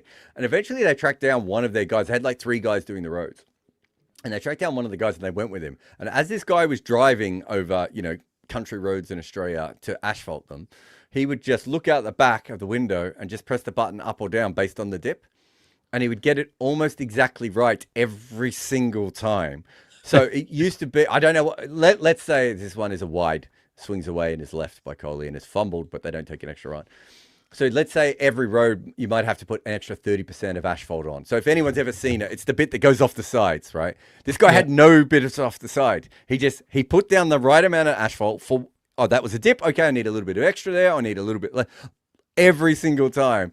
And he ended up being the guy who did half the roads in Victoria. Because once they worked out, they could save like millions of dollars from this one guy. And he's caught. It's a catch. I didn't know you were allowed to do that. He's gone for naught again. That's technically a golden duck. Do you count this as a golden duck, Rob? As he's caught by mid-off, he's hit this up. But the first ball was a wide, which he couldn't have reached with 7 bats. It's a good question. I don't think you do. I don't. Because he's seen a ball, hasn't he? Yeah, I wouldn't count that. Wowzers. So Virat has been giving chances when he's not got very many runs this season. And today is his second duck in a row, right? Do you see the bat in his hand completely twists around? He ends up with the bat facing like square leg, so much so. Yeah. So he just lost the control on the grip there. And it was a good catch too. Who was that? It wasn't Bauer, was it? I thought it was Bauer. Okay. Well, like I said, it was Bauer. I mean, I got the right guy. I just wasn't sure if it was him. To be fair, I hadn't seen him until today. Yeah. I mean, he had to play. He had to bat. I'll tell you what I backed today, Jared, which it's the first time I've put any money on him. And I did it once last season and he did the job. Is Krunal top bat at 67. Do you know when he won last year, right? When we were on, we were on the bloody show telling everyone to back it at 70 something to 1. The first innings of that game, the top 6 for RCB exactly the same as today, by the way. First innings of that game, they conceded. Oh, wow. Padikal just gets an absolute blinder from Chahal, angling across. Looked like it was going to swing back in and then seemed to go the other way. So it's the top, so it was another dodgy wicket, wasn't it? They scored Delhi. Delhi batted first and scored 162, I think. And today, this lot, tricky wicket, scored 166, early wicket. If they lose another one now, if they're 3 down early, Krunal will bat number 5. I promise you, if you get it right again today, I will make Robbie get you like a video from Krunal Pandya. Okay, like, a statue of him. Terrible ball for. Yeah. How is this over still going on? Oh, the wide. So that's 14 off the over. 1 for 14. I mean, it's a weird first over. Is Chahar the new Romario? What happened to Romario? It's a pitch that suits him, right? Yeah, he sort of gave that over back a bit there. Yeah, he did.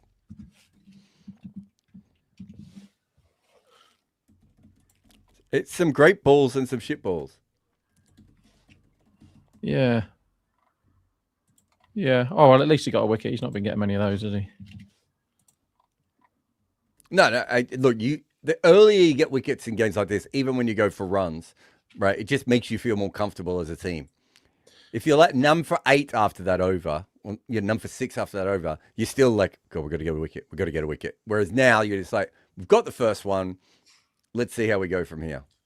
One of Mumbai's many problems this season is they've not been able to put a lid on the power play even slightly for the other team. Like they've conceded 92 in their last 3, right? Bumrah. And they have Bumrah bowling in the power play. Oh, Bumrah might be out. Bethl It's not given by the umpire. It's one of those balls that probably didn't take the edge, but it's so good that you kind of want to review it anyway. And they did think about it for a second. It was angled in and then just darted away and bounced.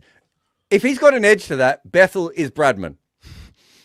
That is what you call an unplayable delivery. How is a team that has this man bowling in the power play regularly conceding an average of 70 runs in the first 6 this season? By the way, he missed that by a foot. I don't know what Bumrah thought he saw. There's a single off the next ball as he strays onto the pads a little bit. Yeah, he missed that by a foot, didn't he? He was so far from that delivery.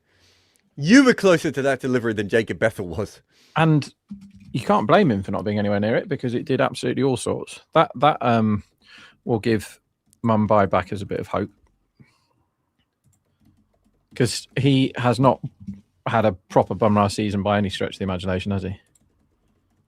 No, we looked it up before. I don't think I have the page open anymore. We looked it up before. It's I think he's about he's a positive. Wait, I'll just get to this ball as he comes in again.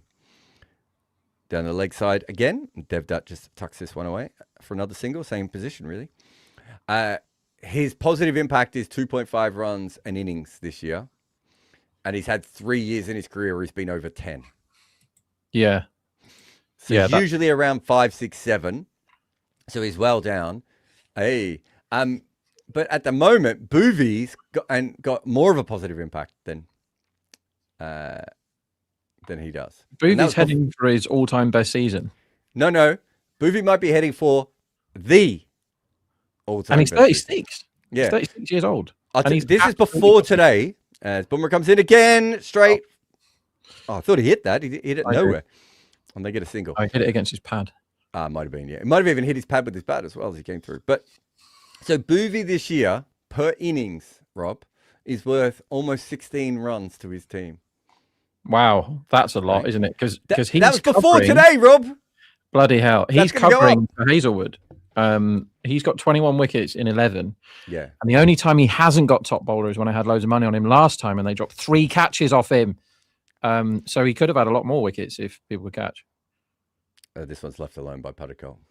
Correct thing to do when chasing 160 against Mumbai is leave dangerous balls from Bumrah. I don't mind it. Yeah. Also, I think on this pitch as well, my only worry would be is I thought the ball got soft at the end. Outside of that, I'm not too worried about the run rate getting away from you here. As long as you don't make sure it doesn't get over 8s, right? Like, not now, but like further into the game. Yeah, but to counter that, it's one thing having Bawa and, I don't know, Bawa and Bosch and Chahar trying to get on with it at the end. Whereas when you have Romario and Tim David, like, it's a bit different, isn't it? But Bumrah, yeah. You never want to have to score more than 6 against Bumrah, really, in any phase. I just don't think you want to let it get to the end and get yourself caught here. That would have been my note as the analyst going out, would have been to the guys, just being like, just make sure. I said 8 before, probably 9s. You don't want it to really go past 9 runs and over needed after the 8th over, 9th over, right? Well, it's called Gujaratting a chase when you do that. And they what do about so CSK today? Well, yeah, that would have been nice. Again, though, they could have mucked that up had the other team been able to catch. With 2 overs to go, Veer it was. Yeah, that's what I'm saying. They should have lost it. Hit one to Pooran in the outfield next ball, dropped again. Then it was wide. Then it was 6, and that was the game. But and then why did they go Markram for the last over? Worst bowler possible for the last over. Wide 6, bye.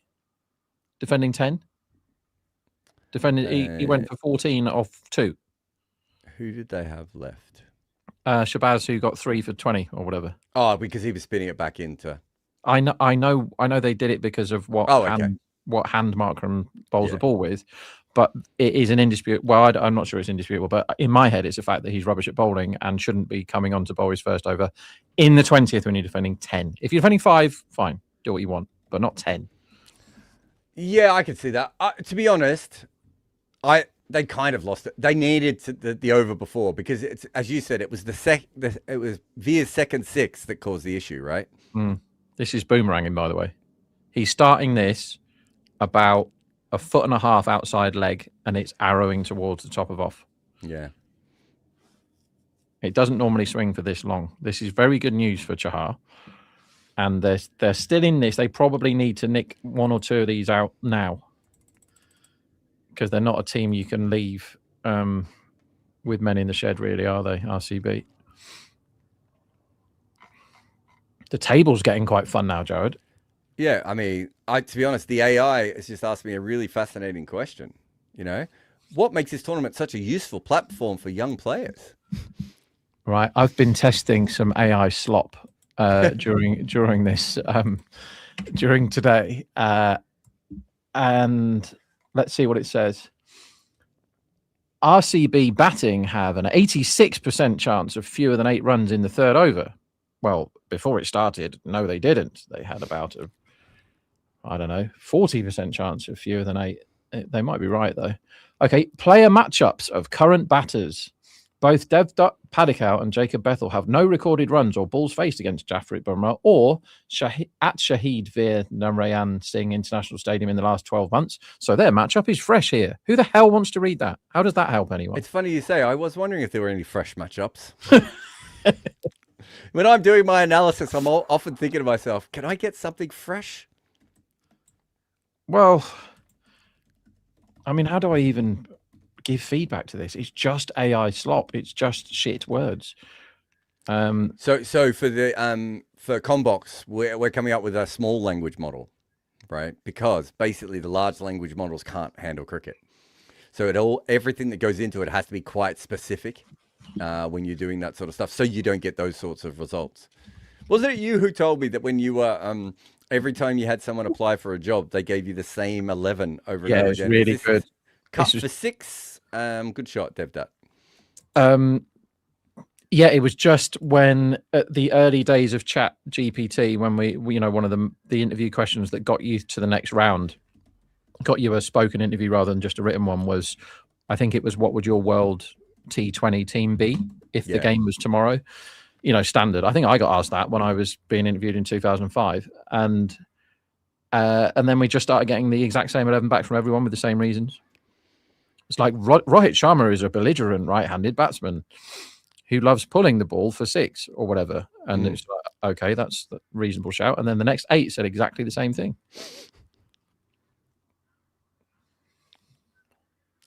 So 24. And, they're currently running the company. Wicket! Oh, that might be out. And it is. He's edged this behind. Beautiful ball. Angling in, moving away. And Devdutt Padikal has just nibbled at this. And he's just given a little touch through to Bosch. And that has opened the game up. I like this a lot now. It's opened the game up for a firefighter, I would say. Would you say Krunal Pandya should come in next? Nah, let him nick another one out first while it's swinging. You want him wandering in at number... So he... How many... No, I'm going to have to find it now. Have you started winning again since the last time we talked? Have I? Fuck.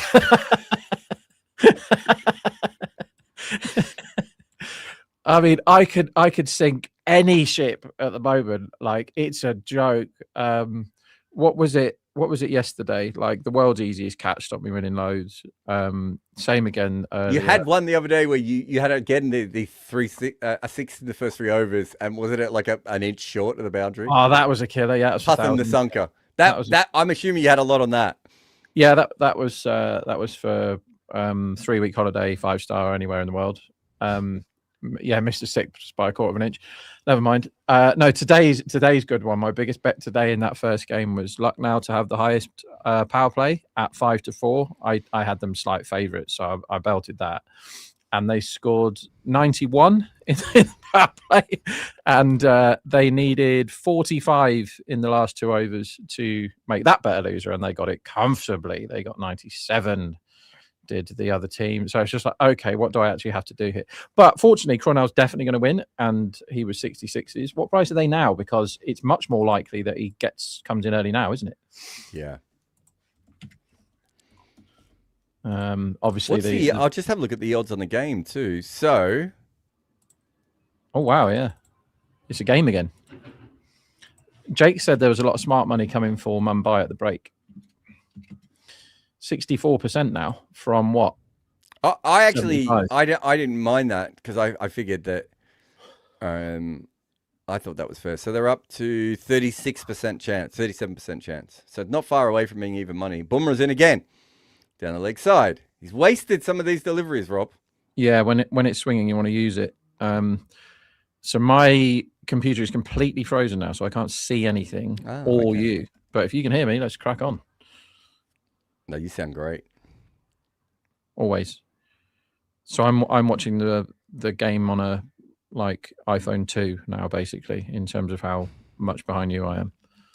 Oh, you've picked up Sharvan's potato.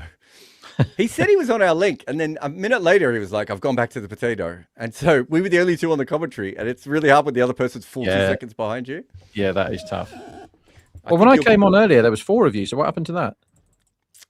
Deepak had to go out, and Varun disappeared for the same reason you disappeared. Okay. You have frozen now. I have you in a...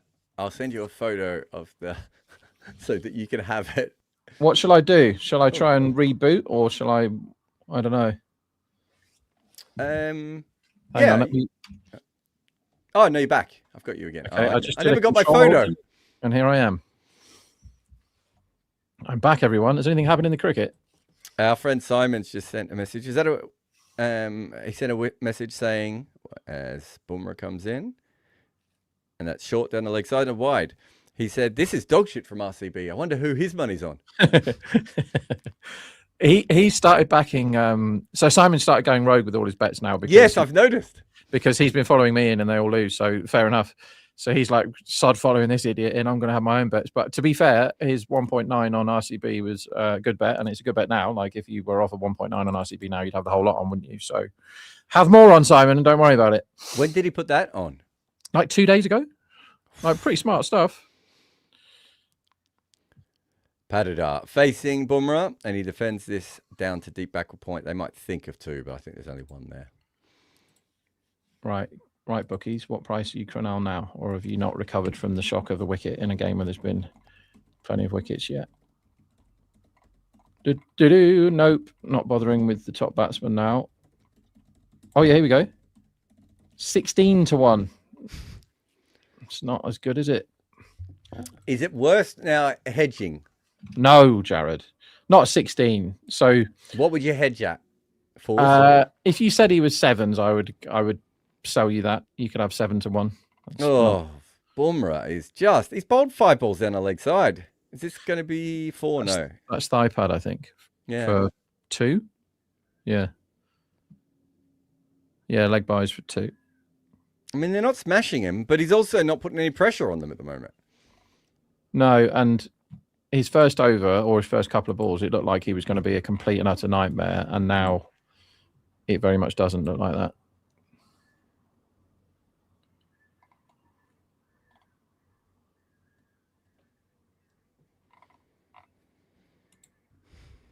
I'm much more thoughts on going to the stag thing in London. Oh yeah, I have to check the dates still. I never checked the dates originally. So me and Rob were going to be on tour in Amsterdam together. Not the worst thing to happen to Amsterdam, not the best. I mean, I'd imagine the worst things that have happened in Amsterdam are pretty bad. Like you'd have to do a lot. Oh. Yeah, I mean they're notoriously quite bad, aren't they? That's not where your mind went. It wasn't, no, but I mean, was my mind worse than the Nazis? I mean, Amsterdam is one of those places like Vegas where people go to be absolutely the worst version of themselves. I really like Amsterdam. It's a lovely city, but obviously there is a part of it not so much. Beats the bat. there are some nice bits. 2 wides from Bumrah in that over. 2 leg byes. His figures are none for 10 from 2. I don't think they're very good. I don't think he's bowled well. No, I don't either. Apart from 2 balls that look completely unplayable. But now they've got through 2 Bumrahs, and they're still up with the rate 8 and over, aren't they? Yep. Feels like Bethl gets out now, and then Cronal comes in, looks terrible for 20 balls, and then steers them home. That's what's going to happen. Yeah.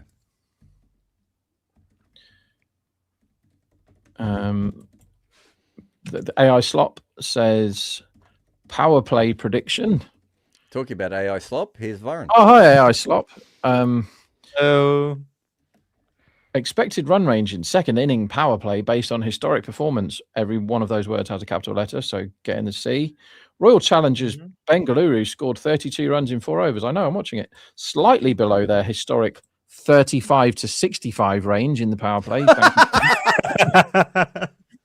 I mean, that's a hell of a range, isn't it? It is quite a big range, isn't it? At this stage, they're building momentum. No, they're not, but need to maintain pace. They haven't got any pace to chase 167. Thanks very much. Thank you. Thank you. Thank you. Probably won't be taking this particular service, but it is funny. Ooh. Which service are you using, Gemini? No, I don't know what it's called. I've been asked to. Oh, this is you testing a real AI. Yeah. Oh, wow. It's. I've been asked to test a few of those, and they're always terrible. I want it to give me a prediction for the next over and then compare that prediction to the betting market, but it keeps giving me a prediction for the current over. So it's telling me there's an 80% chance of fewer than 8 runs in this over, which is all right after 2 dots. And that's a 4. Well, Can you not ask for AI the slot? ninth Now, what do you over? think? Can you actually ask directly for the 9th over? No, I can't. Sounds great, then. Match pulse, right? Match pulse, guys. Oh, the match pulse has changed to what it was before. 80% chance of fewer than 8. They're sticking with it. 80% chance of fewer than 8 runs in the 5th over after 4 off 3. Not sure about that match pulse. And that's the thing they really want to push, because that's got a fire emoji next to it, so that must be a good one. All the best ones do. Varun, if your life was summed up as an emoji, what emoji would it be? It's the neutral face one.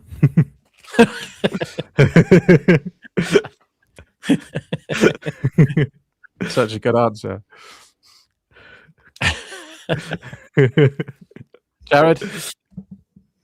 My favorite emoji is the. Not the question. Not the question. Oh, okay. If my one had to be the one with the brain coming out of it.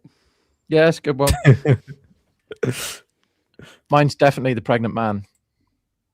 Nice. Is that That's still on an emoji? That's on the phone now. Yeah, the pregnant man emoji. Yeah, of course it is.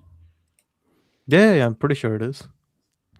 The Denver Nuggets coach. I can't remember. Oh, it's a drop. Is that dropped? Caught and bowled? Yeah. Oh, I could have really done with that. That's Bethl out prime time for Crunal to win. Absolute prime time. Oh, have you bet on Crunal again? Yeah, 66 to 1 today. So when Crunal won last time, Bethl got out for 12. And he's out for 13 there if Chahar can catch. It's not the easiest one I've seen. The easiest one I've seen, caught and bowled, cost me loads of money. But that one's pretty easy. Should be catching it. Was that Bumrah last bowler drop as well, by the way? Apparently, that's what both Soul is saying. I think I was frozen at the time. I didn't see it. I'm trying to think what the last ball was. It was a dot. No. He's saying it's a drop, so I don't know. Maybe there was an edge. I don't know. Let me have a look. Do you mean the last ball of his last over? Because I can remind it. Last ball of his last over. Let me go back. There's nothing on Crick Info. I'm going back. I'm going to watch it. Have to have a look at. Go for it. Sorry, I'm watching it now. I thought it just went through to the wicketkeeper. So the ball before was a wide. Here it comes. In comes Jasperit.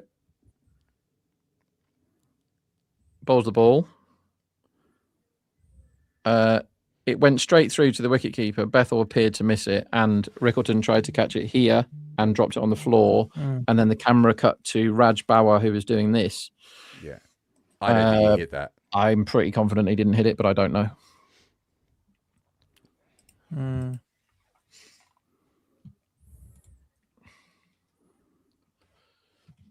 My computer's playing lots of silly games here. You can reset it if you want and come back, because we've got. This this it's could be out. Yeah. Here it comes, Bruno. Coach. Now he's taking it. Took So a that while. that should Bosch's first be- ball, back of the length, as we said, might be a wicket that would suit him. And he tried to pull this away, Patadar, got the edge straight up in the air, and then 5 minutes later, it was taken by the keeper. I mean, that was in the air for a very long time. Yeah. And yet, Rickleton did something that I haven't seen others do. He stayed really still and got in the right position and took it. caught a really easy chance really easily. And that's what you're meant to do, right? Watch this, everyone. Rickleton, what he does is he looks at the ball, realizes it's going straight to him. So he stands still and then he puts his hands out. And over his hands, he has a massive pair of gloves on. So when the ball goes right into the middle of those, all you have to do then is close your hands around it and you catch it, but no one else can do it. So well done, Rickleton. 3 down, send in the Krunal. Is he here? Come on, Fireman. Fireman Krunal. Can we get him in? Yeah, you're right, Jared. Good length pitch. 7 meters? Yeah, 7 to 8 is good. Yeah, even 6 to 7 is Krunal's in, everyone. Hey, the firefighter. Hey. All right, now do you hedge? I mean, it depends what price he is. Like if they put him at something like 3 to 1, then yeah, I think I do. Did we read this? Rob, how satisfactory was that Urvil innings today? Well, how many times have I said it that he should be there? Should have played 3 the whole season. Yeah, he was great, wasn't he? He was just hitting. At one point, he was literally hitting every ball for 6, which is what we always tell everyone to do. But he was literally hitting every ball for 6. Did he get 5 in a row at one point? Something like that, wasn't there? Yeah. And then he was really upset when he hit a 4. Yeah, I mean, it's great. Man of the match in that game. Down. How's this for a bet? I backed Urvil man of the match in that game at 25 to 1. Nice. Man of the match was Overton. Oh. That's sad. Impossible that it was Overton, who dropped the easiest catch in the world to also cost me money during that game. And he got more wickets than the guy I backed to get the most wickets. He got 3 for 40 or something rubbish. Anyway, here's Krunal, who's going to change. Who's going to turn my IPL around today. So, Rob, I'm saying. Oh yeah, go for it. You go, mate. Okay, so Abhay is saying use use GPT or Claude to build Python models for prop betting markets and tailor it to your domain knowledge. Go into depth till it's useful. I do this. There's too many hallucinations. No.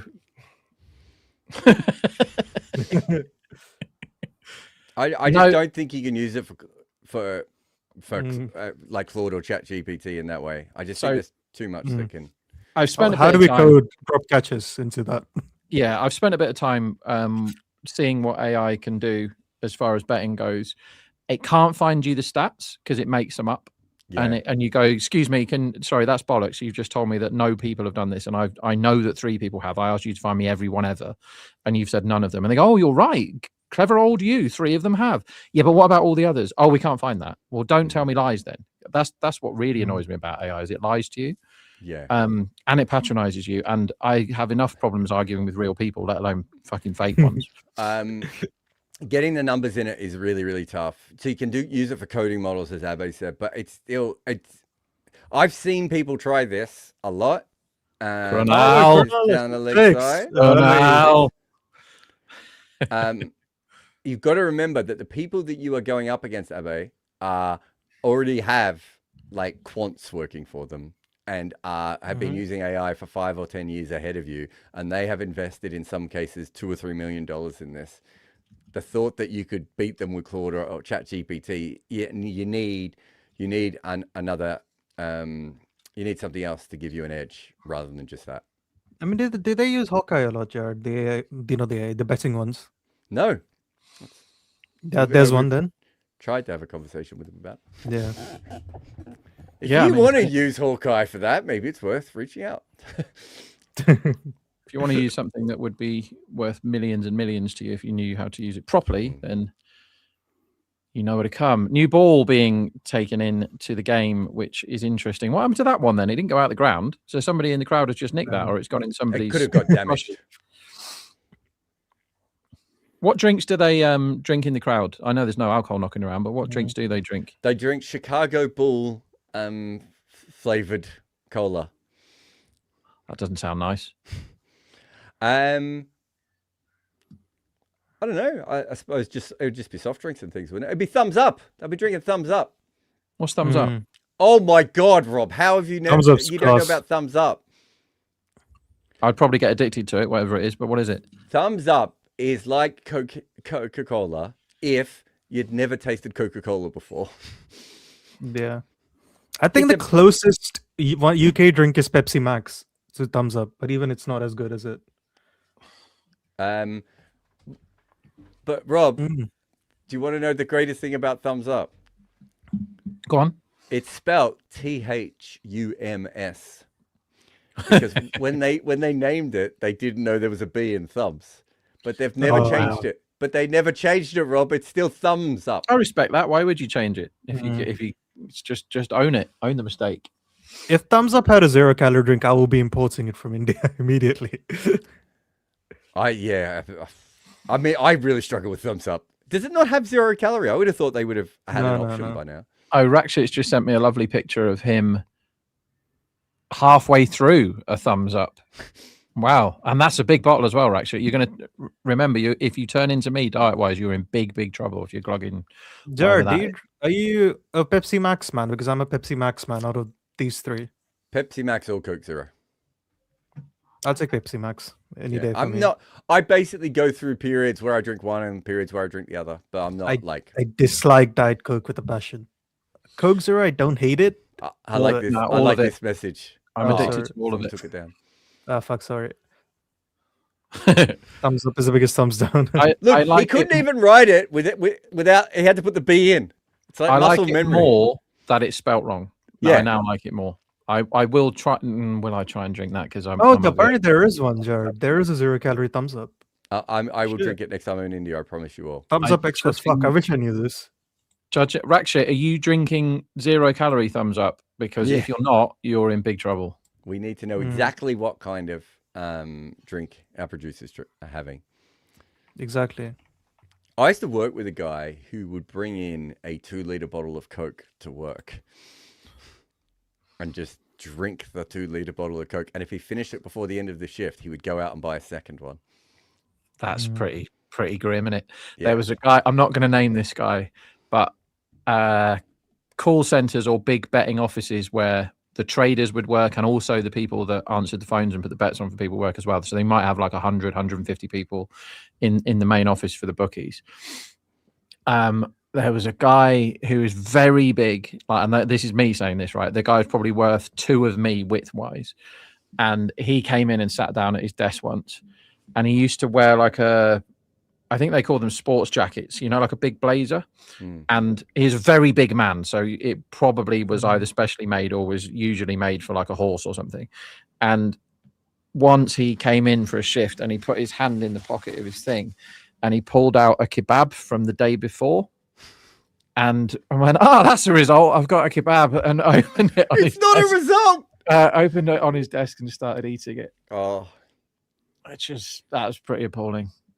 You always see, in Hollywood movies, like there'll be like someone will get drunk the night before and they'll leave like a pizza out or something, and they'll just start eating. I'm like, no, just put it in the fridge. I don't care how hammered you were the night before.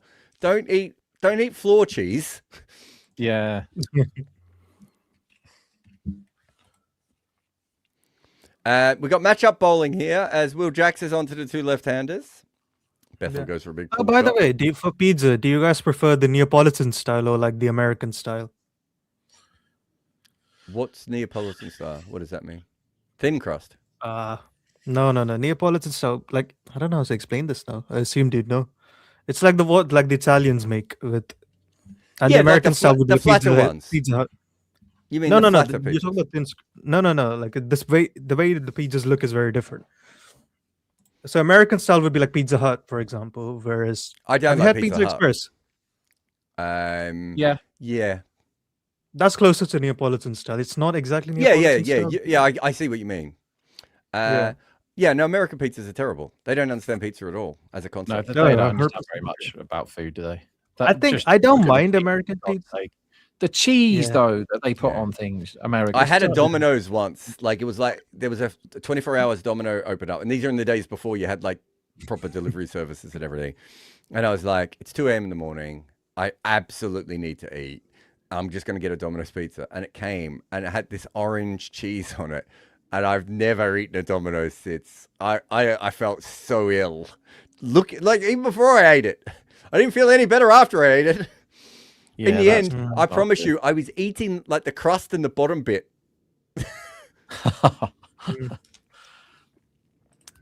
Yeah, Jumpsuit. I don't know if I trust anything with what Americans make with Neapolitans. I don't mind. I'm not an expert in American pizzas, but I know that I think what you're talking about is the sort of Chicago style ones, the deep crust, thicker kinds of pizzas. No, that's very American. That's like, what do you call it? Every time you eat that, you hear the hawk sounds or the eagle sounds. I don't mind New York pizza, like when you get it from a deli and you get like one big slice and it's like almost the size of a pizza. That's okay. New York pizza is the only pizza in America that I would be happy to eat. Most of it is just luck of the place that you're eating at, though. Pizza, like I was in Rome reasonably recently and had some absolutely amazing pizza, and one that was complete shit, and I didn't eat it, and that is saying something. Yeah, so Rob, I assume the ones you'd eat in Rome would be Neapolitan style mainly. Yeah, I would guess so. Yeah. Yeah. There's actually a place near where I live which is worryingly good at pizza. Worryingly good. My big issues with pizzas have always been not knowing that you're going to a halal pizza place, because almost everything I like on a pizza is non-halal. Right? As much meat as you can fit on it. Yeah, I specifically want ham, bacon, and pork on my pizza, right? Right, like I literally want as much pork as possible. I want every part of the pig on my pizza. I want pastrami. I want salami. I want the trotters. I want the ears. He went to the wrong end there. There's a run-out chance at the bowler's end. 2 run-out chances in 2 balls there, and they went to Bethel's end both times, and they didn't really need to. Yeah, paneer pizzas are top tier. Jared, have you ever had pizza with paneer on top of it? I'm not a big paneer guy. It's paneer is never quite. I don't know why. I do like cheese in general, but. Have you ever had doner kebab pizza? Now that's a delicacy. If you can ever find that. That is good shit. So the pizza I eat, and I think I played at least a small part of this, right? The pizza I eat is actually called, and Rob will like this, it's called a Melburnian. Yeah, that's on brand, isn't it? So we have a pizza called an Australian or an Aussie. And the Aussie is it's ham, bacon, what else is on it? Egg, right? Crime. Right. So that's the pizza. And then the Melburnian is like the next step up, where you also get mushrooms and prawns. Oh, no way. Oh my God, it's so good. I'm gonna make you one. I'm not eating prawns on a pizza. I'm not eating it's just perfect. Oh, we're getting the bounce here. A couple of balls that have hit him on the gloves here. Krunel may not have, if he's top run scorer, he might not have any fingers left to shake your hands with. That's absolutely fine. I will now publicly sacrifice at least 4 of Grunel's fingers if he wins top bat today. That's a cross seam delivery, isn't it? Yeah.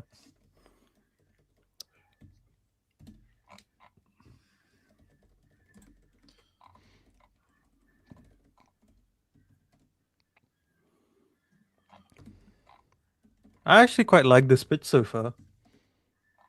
It's fun, isn't it? It's creating a fun cricket match. You're not the one who's getting hit on the fucking fingers. That's why. Exactly.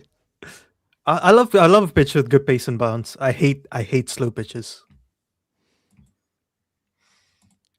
I like variable bounce. They're my favorite ones, because that's the real test of who's good at batting. They're my favorites. Is variable, because sometimes there's a length where you're like, if you find this length, it's a nightmare. And then if you don't find this length, it's quite easy to bat. They're the ones. I didn't realize. I said that hit him in the gloves. It didn't. It hit him in the breadbasket. Oh, I thought that was gloves too. It hit him in the upper abs. Has he got a six-pack? He looks like he would have a six-pack. It hit him at the top of the six-pack. It knocked the lid off the beer. I think I feel like Krunel to me just feels like just shy of that six-pack, like just in the 18 to 20% body fat range. If anyone can tell us if Krunel Pandya has a six-pack. What is Krunel Pandya's body fat? Let us use AI for the right thing here. Does Krunel Pandya have a six-pack? He's getting treatment here, Krunel. Where is his hand? Is his hand on his butt cheek there? This is why I couldn't be a physio. This screen right now is why I couldn't be a physio. You don't want to touch his butt cheeks. No, I don't. I mean, they're All really right. close there, aren't they? They're very close to each other, those two men. Yeah, I think you're right. I think Hardik definitely has the six-pack. I see no evidence, and neither does AI, of a Krunal Pandya six-pack. He's just skinny. Mhm. Yeah, I think he's in good shape, but not like lean. Not sure if I trust a spinner with a six-pack. Yeah. Wait. So Sharon has a super chat. He sent it twice for some reason. Hey Jared, was wondering if you read Himanish's piece on Vibov. My company, Quick Process, provided the biomechanical data for it. Oh, nice. Would love to chat with you about it and taking it forward. Yeah, what's the best way to get in touch with us? Yeah, find me on LinkedIn. Send me a message on LinkedIn. That's probably the easiest. What I would say is the reason Or I I haven't can read the leave piece Jared's address. Go knock on his door. Byron doesn't know my address because he was invited over and didn't come. No, I can find it in my WhatsApp. Rob knows my address. But the reason I didn't read it is because I base all these things on who has sent me the piece. And the person who sent me the piece is just an absolute waste of space, and I don't like him at all. And that's why I didn't read the piece. It was you, Byron. Yeah, no, I figured, yeah. I knew it was me, yeah. I thought you had read it before that. I'm surprised Manish himself didn't it only come out yesterday? I think it was today. Yeah, well, you sent it through to me, and I just haven't had time today. There's been 2 games. I was down at doing cricket training I in the just morning. meant I thought Himanish would have sent it to you before he published it. He It's a brilliant sometimes does. piece. He's He brilliant. sometimes does, and he sometimes doesn't. It's one of those things. That's You don't like I get pieces sent to me all the time. I don't actually get a chance to read that many before they get published. Yeah. Sometimes I will read a piece after it's published, and the person will be like, "But you could have helped me with this," and I was like, "I could have, but I didn't." I think the only reason Jared reads my pieces is because it goes on his channel. Yeah, well, I have to read yours. I have to re-edit them. Yeah. I It's always fun. I should have taken a Friends reference out of the last one. Yeah. So What was I the heard reference? saying ODS. The Friends reference. Do you remember Joey's backpacking speech? No. Thing he just says. Jared, we need you to reenact it live for us, please. Yeah, he basically gives a big speech, like where he tries to make him sound like someone who would backpack, and it's obviously all made up. It's a So, foolproof way to seduce people, isn't it? yeah. Mm. I just don't think Not- the sort of people he's trying to pick up wouldn't care if he'd backpacked though. Mhm. He should just do. Do you remember when there were all those pickup artists, Rob? When that was a big thing, Yeah. before they all became incels and started killing people. But before that, but for those who don't know, by the way, the pickup artistry community actually inspired the incel community. So That makes sense. the first major website that incels all gathered on was called Pickup Hate. Or something like that. Like I promise you, they are so linked. As Krunal plays a great Wow. sweep shot. Come And on, he's only Krunal. one run away from the top score. You need Come Bethl on. to stand on his stumps, though. at the Come point on, here. Cronal. Yeah, I completely lost what I was saying now. What were we You're talking about pickup artists. Oh, yeah. Do you remember when the big thing was to wear a funny hat and you would go Right, to I'll tell you where this came from, Jared, right? Because I had a mate who he was like more successful than he should have been with the ladies because Yes. he was a mate of mine, right? So he was a bit of a loser. And he put it down to reading this book called The Game. Yes. Right. And it was a massive, great big book. And I read some of it. And it was basically written by a complete prick, right? Yes. An absolute prick. And I like reading things that make me angry. So I read quite a lot of this book. And the basically what it was is you need to make yourself stand out and act like you hate women was basically like those what you two do. things. That was So how you got women. You go to a pub. And so what then happened when this book, I think it got to like bestseller status, right? All these losers that couldn't get laid read this book. And so half the bars in America were full of people wearing really stupid hats. Like sat by these bars. We're not telling taking a women- piss here, Varun. That was actually one of the instructions was wear a hat that stands out. And so people would wear, you go into a bar in Melbourne, right? And it'd be like just a normal bar. And there'd be a guy leaning on the bar with a purple velvet hat, right? With a feather coming out of it. Because I think And then the guy next to him would have a green purple hat with Yeah. 4 feathers And then and an earring and the a guy- monocle. And the guy, there was basically costumes. There'd be like a guy with like leather snakeskin trousers on, like beside them. Bloody hell. And it was and they were also awkward. And so we got, I don't know how you might have been, you're a bit younger than me, Rob. You might have missed some of this. But we got to the point, Varun, where we realized that the best thing to do was actually to wait for one of these guys to do something ridiculous. And then you would chat to the women about how ridiculous this was, and you'd strike up a friendship with the women. Because if you're friends with women, you will get laid anyway. Like this is what the whole incel community and the whole pickup thing doesn't understand. You just need to be friends with women. That's all you need to do.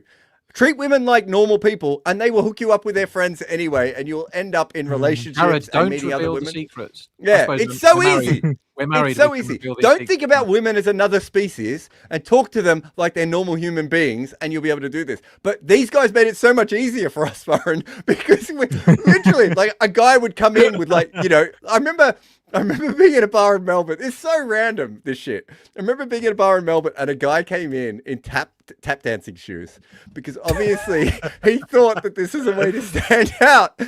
And like, I think I got laid off the back of his shoes. That's how stupid this whole situation was. Anyway. I used to wear bowling shoes because it was fun on a night out, and you could really go around the dance floor. It wasn't to do with the incel culture. Bowling shoes were great, yeah. But you know, they stopped giving out bowling shoes because so many people stole them because people wore them as fashion. I wore bowling shoes for about half of my wedding day, like really good ones. But the other thing that the game book said, right, was that I remember this now. The process or the tactic was called negging women, right? Negging. So if there's a table of 4 good-looking women and one of them is less good-looking, then you arrow for the less good-looking one, right, and ignore the best-looking one.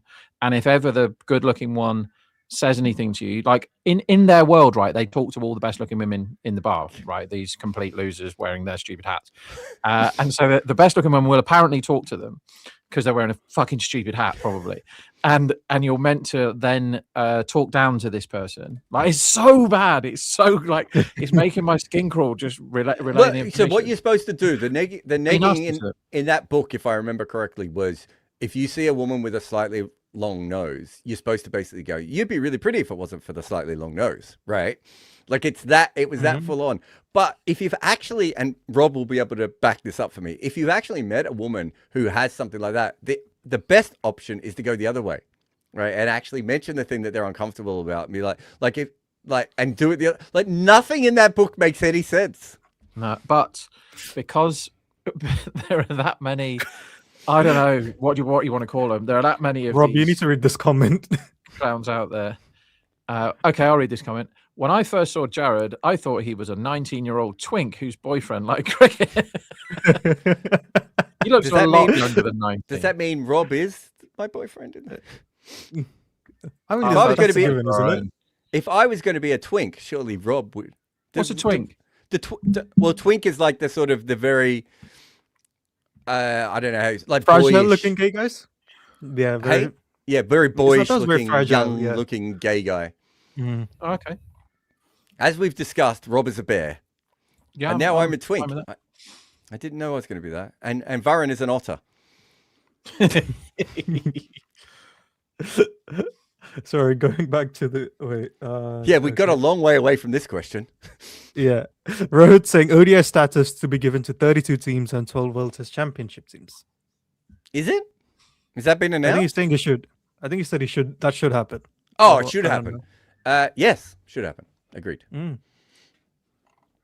Oh, has it Concur. happened? I don't know. I don't even know what's happening anymore. If it has happened, I think my phone would be lighting up. Ghazan first come in very late. Yeah, yes. Maybe that's the pitch. Although Will Jacks maybe stole his overs, didn't he, with the left-handers? That makes sense. Yeah, that's fair. Yeah. So, Bert saying thoughts on the ongoing Bangladesh versus Pakistan test. I haven't followed it a lot. I haven't watched it, but I've been following it. I just think it's very flat from what I've seen. I mean, it could be a great game because it's almost neutral after the first innings, isn't it? Yeah. Yeah. We've had 20 wickets in 3 days now. Shot Krunal. Yeah. Krunal's in front. He's the leading scorer. Yes. That's a great shot. Rob? really, Yeah, but really good. here's the thing, Rob, are Jared. you It's now- 20 wickets in 3 days flat. I would say it's hard to be dismissed on, and it's hard to score on. Mhm. Yeah, like I feel like that might just be the pandemic warping our brains. No, Because that I'd feels say like it's a normal-ish flattish pitch. wicket. I felt it was Yeah. interesting. Rob, are you staying on Krunal or are you being safe now? Staying because Mm. so here's something for everybody out there when it comes to betting, right? So I'm in a position now where they think Krunal is not far. Don't run yourself out, Krunal. Not far They're off appealing and they've run. 50-50. Oh my God. And so theoretically, if somebody offered me half the money that I was going to win now, I would take it, right? If you think he's 50-50, give me half the money and I'll walk. That's fine. But they want to give you like 28% of the money. So it's like, bugger off then. I don't want it. They're reviewing this, which is upsetting. I thought it was outside off. Would you have taken 28% before this delivery? I want to see it again. I'm So, rewinding. Karthik, Yeah, I think you'll be okay here, mate. I think it's just outside the line of off stump. so Karthik saying, how often did CSK and LSG hit good Yeah. length today? I need to check this.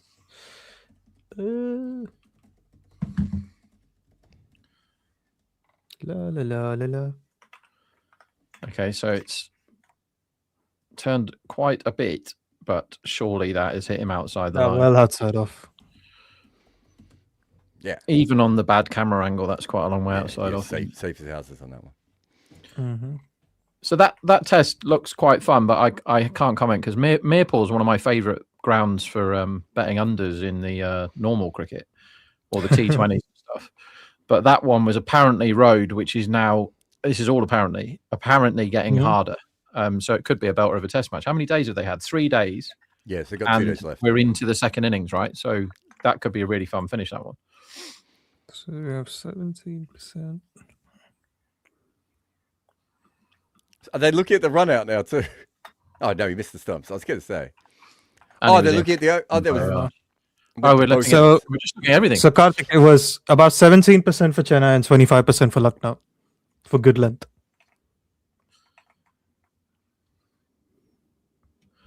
Okay, Bethl, now is the time where you want to be getting out, I think.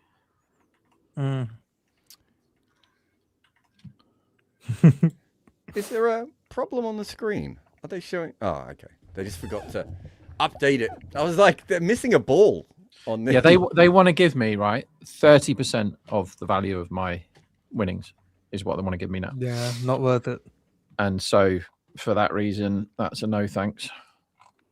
I had And- that with. and- I had that big bet on the Olympic Games a couple of years ago, where do you remember I had France at 70-1 to win the gold medal in the men's basketball? Yeah. And that was the whole thing of getting off that bet was not as easy as I thought it was going to be. When I was, because we must have got them into about 2-1 at one point, didn't we? That's Yeah. right. It got very short.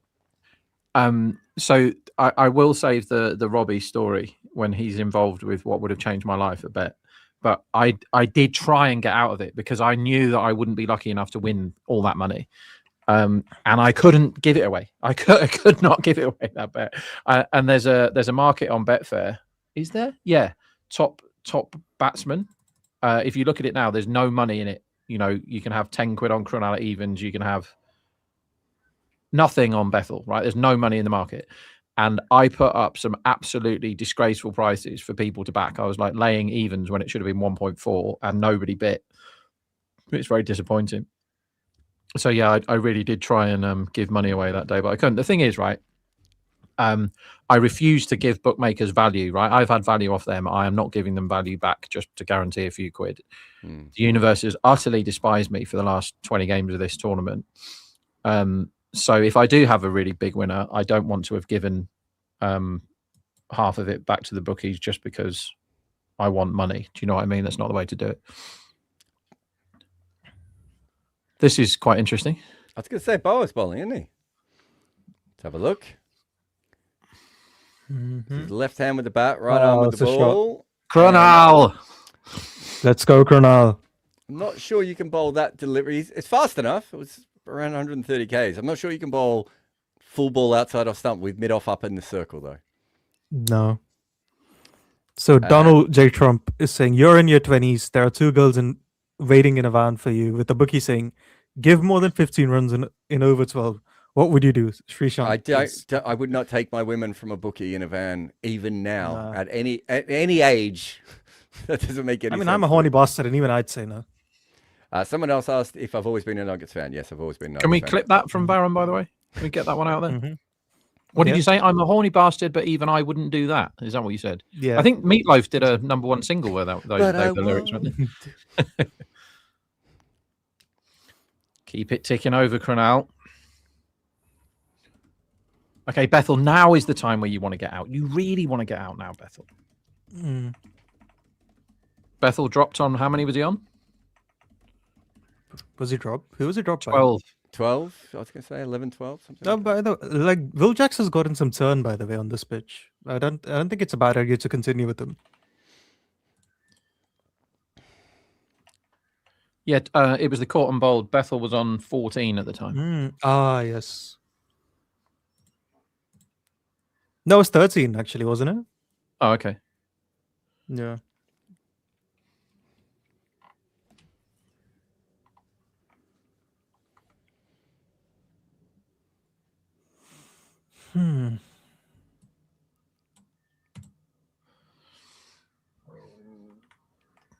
RCB are making this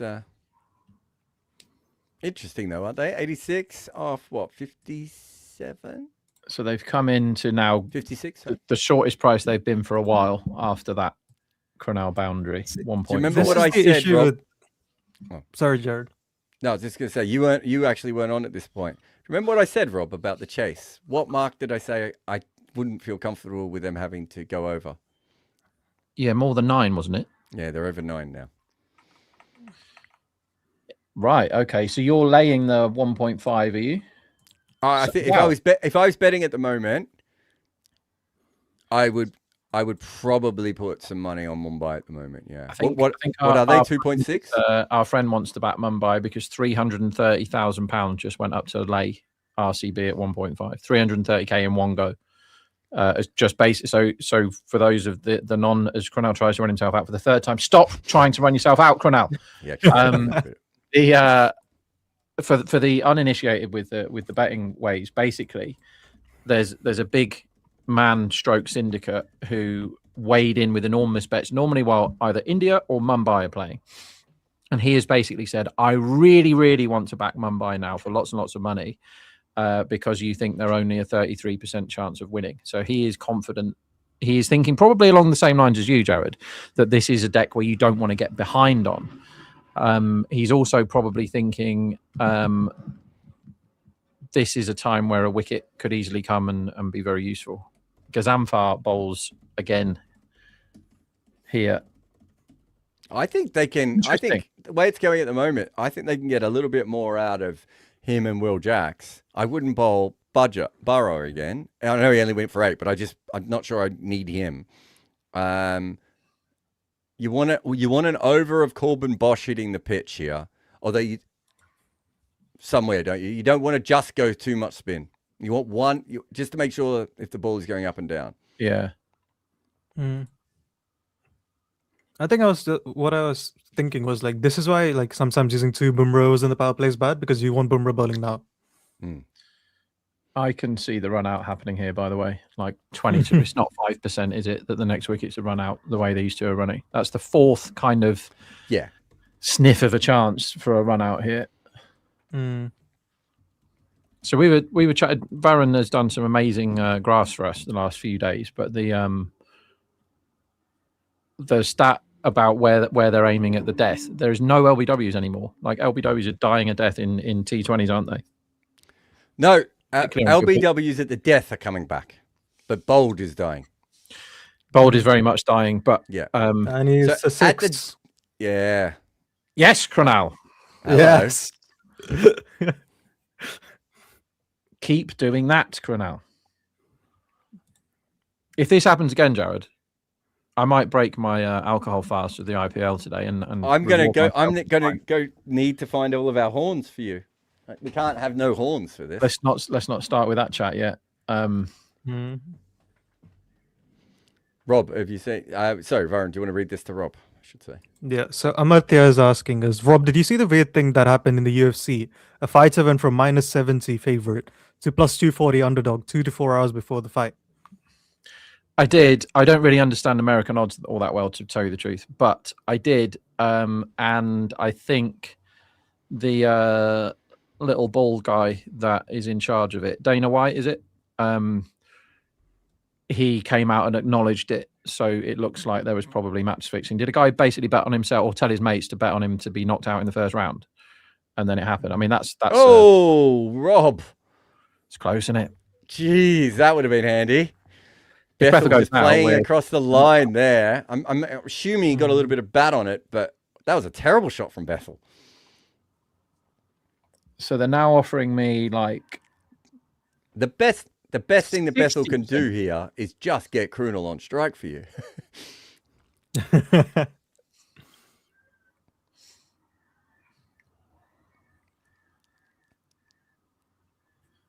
it's good, Cronell. Just take your Jeez. singles, Cronell. But he tried to run himself out again there. I mean, the angle here, right, is rather than giving them value on the cash out, these bookies, is I bet overs for Bethl is the angle. Because I can still get both win then. Which then, of Would you course, guys opens the door for bang bang and Tim Davey gets 50. That's the door that I'm opening now.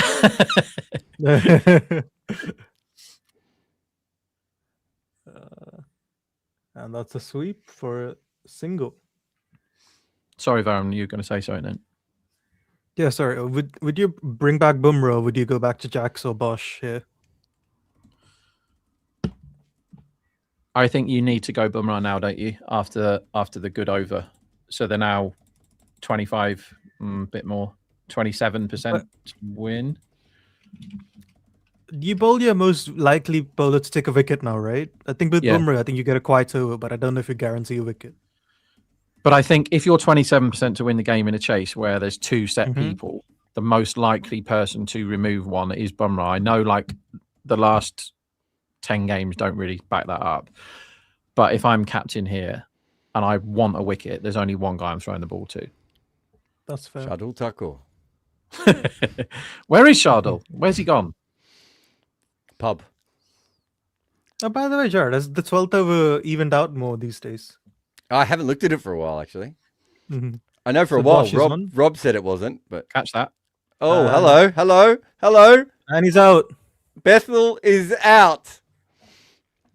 Rob go. Barron. Can you Chances. do it? Now, okay, we need to work this out mathematically, right? They need a further 73 runs, Mm-hmm. right? So that's 78 runs up for grabs. Okay, so let's put it at 78 runs available to us. And what's his name? Krunal Pandya is currently on how many runs? 41. He's on 41 runs. Okay, so Rob, how many runs do you need Krunal to score from here for you to be safe?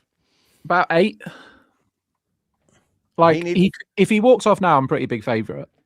But the trouble is, they have people. I mean, I've Okay, had. So I much said worse safe. than this I before. think you need him to score 18 more runs. Oh, you mean mathematically, I'm over the line. Well, Yeah. who's come in now? Jitesh. That's probably best person that I could have voted. Oh yeah, you want a 12 off 10 from Jitesh Yeah. here to solve this for you. Yeah. Either way, right? If I called it out live last year, I think it was 80s or 75-1 or something. Krunal to be the top bat. Haven't advocated betting him at all this season, and today have said you need to back him at 66s. If both of those things win, I am definitely the best gambler of all time, and there's no argument. I will say this as well. We obviously weren't giving betting tips in the first innings, but if you were listening, we did say, Sharvan and I, that we thought Bosch was going to be the ideal bowler for this wicket. So if anyone was paying any attention to that, hopefully they're cashing in. He's not leading wicket taker yet, though, is he? Because Chahar's got a couple. The 12th over is only 10.47 now, Jared. Sorry, say that again. The 12th over is only 10.47 now for. for the run rate. Pathetic. Yeah. And it's what's still... the average in the 13th though? It's gone up to 25. Yeah, I think it's done. The myth is done now. Damn. Why is the myth gone? It's not the worst over anymore. Yeah, no, but is it something to do with pitches, or it was a myth anyway? Well, we think thought it just was the replacement randomness. ball. But the ball Yeah. can be changed kind of any time rather than definitely being changed after the 12th, right? Exactly. And also we don't know when it's always replaced because they very rarely show you the friggin' suitcase. Oof. Because why would they want you to know anything about cricket? Yeah, I know. Rob, I It's such think- like, sorry, a lot of these games where they have movable power plays now. There's loads of tournaments where you can just randomly call the power play. The Big Bash does it with the power surge, right? They don't tell you on the broadcast when they're taking it. Like, to be fair, the Big Bash do now, but a lot of them that I watch, they have like, you have 1 or 2 overs of power play and they just don't tell you when it is. It makes such a big difference. Will somebody please think of the gamblers as well? Finally, we're getting proper messages here. What am I looking at? By the way, Jared, have you looked at the 10th over numbers? Not recently, no. The run rate's 7.98 for the 10th over. Interesting. This is That is very getting low. back towards 50. It is the worst over now. Deer did go out in the 13th over today, by the way. As someone Have you pointed out. got, the 10th over is low, so you can't. Sorry, Rob? you say the 10th over is the best economy in the IPL? Yeah, this season, yeah. Wow. Okay. Yeah, they really should tell the fans, rather than putting stupid polls up, they really should tell the fans when they're changing the ball, because it's a really big deal. They need 10 and over now, Jared. But you need Jadesh to start scoring some runs here. Him getting dot balls every ball. Oh, God, he's got another one. Dot. 4 dots in a row. He's going to run himself out, too. You need singles. What's the odds from of your a man. wicket, Rob? What, this ball? Yeah. It would be about 1 in 20, I think. I think it's more than that because No, I think you last would I get checked- 1 in 20, but it's probably, you think when you've just gone ... it's more like 1 in 8 or something, do you think? No, I remember looking this up. Like 4 dots is like 57% or something. What, do you get out next ball? Yeah, if you play 4 dots in a row. So your odds on he's going to get out this ball. If this is out, then we all immediately probably. down tools and go to the pub. Here we go. Boy. Oh, and he almost has that. What a ripper from Bosch. That jumps up, hits him on the glove. He didn't go out, though. New favourites, by the way. Yeah. What a shame I didn't put that bet on before. It's a wicket maiden. New a favourites, wicket Corbin maiden. Bosch. I would have bought Bumrah back. They bought Corbin Bosch back, and he got a wicket maiden. That is... I said Bosch for that Yeah. over, didn't You- I? I you think did. that was fair. Mhm. I mean, either of those guys. I don't want to, but I did think Bosch would bowl well on this pitch. I think Yeah. Bosch's bowling is improving as fast as his batting is not. Like his bowling has got a lot better in the last year or two. I think in T20 cricket, he's not a bad bowler at all. I just don't think his batting has ever been. He's had about 3 good innings in T20 cricket, and I think one of them was on TV, so people remember it. Yeah, Did you go that's fair. Bumrah now? £250,000 laying RCB at 2.1 now. Mm. Oh, Jesus. They got Bauer. Jared's betting everyone. The £250,000 lumps are coming up. Bauer is bowling. Oh, God. Okay. Crunal, keep your head on. Just pootle around for 10 more runs, Crunal. That'll do. Mhm. Nicely done. A Bold Soul says, how real is Cricinfo win probability? If you were betting with Cricinfo win probability and you were betting $1 a day, you would now be the world's poorest person. This is such a fun question. Um, Are there stats differences for April v May in the IPL? It could be, though. Pitches There get probably tired, will right? be. Yeah. Yeah. I mean, day pitches and night pitches is different as well. Weather, dew might affect different times of the year.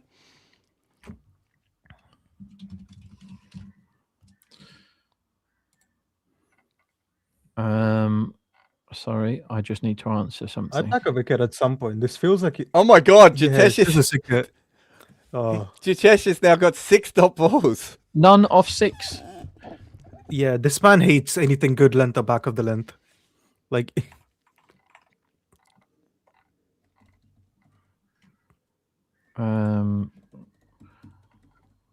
Sorry, I have to send tomorrow's information to somebody. Tomorrow is Delhi against Punjab. Okay. And he's running in again. Oh, beautiful shot by Jitesh. That's 6. Yeah, in the that's slot. the pressure up there. Hey, he's still not at run a ball. Farron, I'm going to need you to find that stat about 4-dot balls. It can't be 50. I think I sent it to you. No, it is. It is. It definitely is. So you're saying, right, that if somebody has faced 4-dot balls, they are odds on to be out next ball in a T20. Yeah. Is this all phases of a T20, including first? I think it was. Come on, that can't be so. right. No, I think it's on average. I'm looking at on an average in an innings. It's a brilliant shot, that, by the way, from somebody who's looked terrible for about a month. 3 dots is like 33% that you'll be out on the 4th ball. 4 dots might be 40, and like 5 dots is 57%. I want to say around about there. Like it's really high, Rob. Like when people play dots, their brains stop working. Yeah. Someone asked why he's bowled a full ball there. I think this young man, haven't watched him bowl literally 9 or 10 balls in his life. I think he has trouble with his length because earlier he had mid-off up and he bowled an overpitch ball outside off stump, which could not have been the plan. So I'm assuming he's an all-rounder who can bat a bit, and he just struggles with his length a little bit. He's back on it here. Very normal for young all-rounders to not be as accurate because they don't spend as much time bowling as everyone else.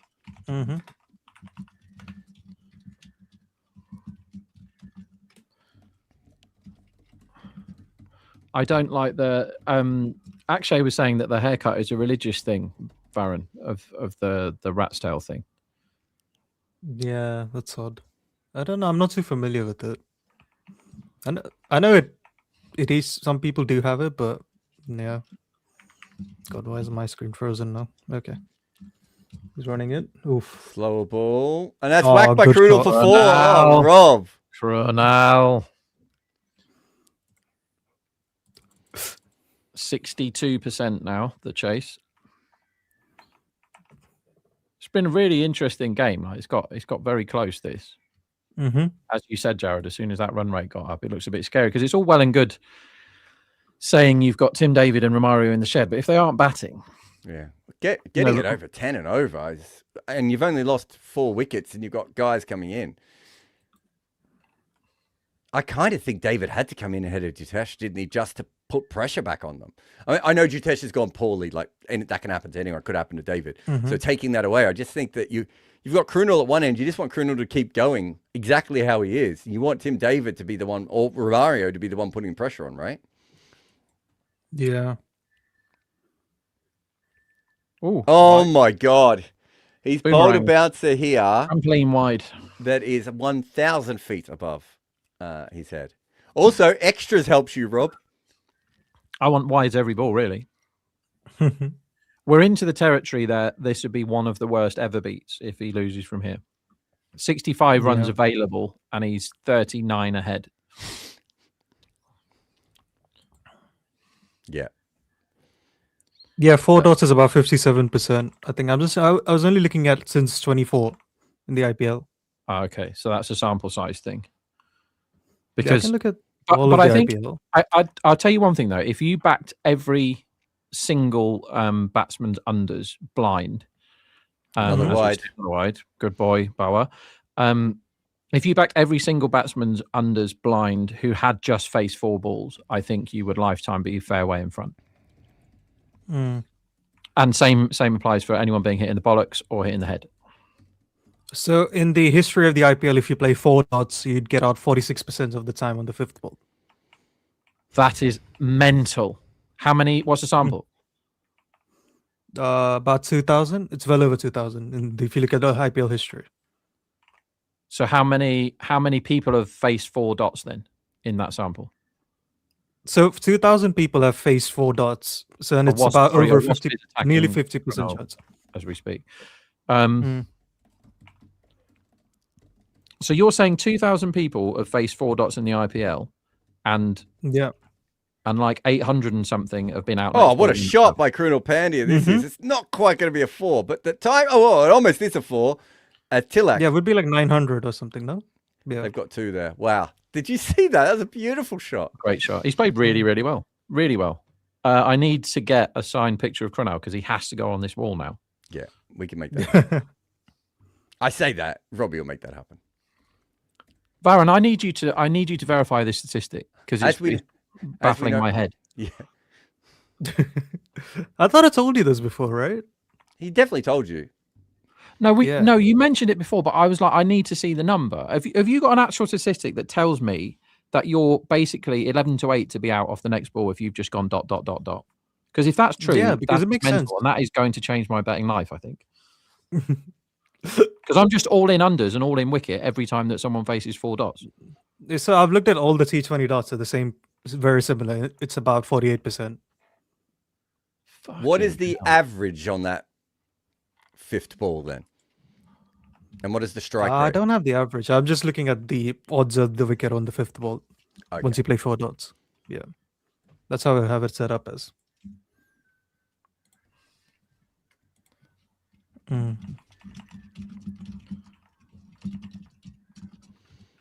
So they are now at 9.5 runs and over.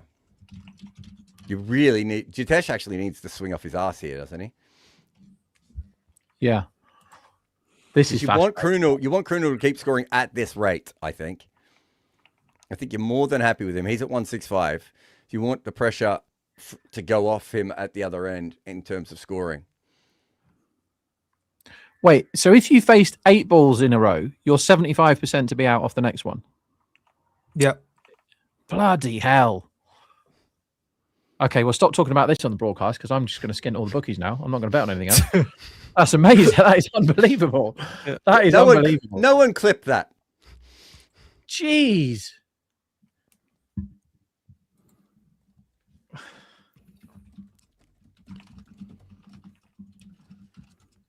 All I can say is I hope you don't lose all your money. Well, if I do lose all my money, then I'm blaming you.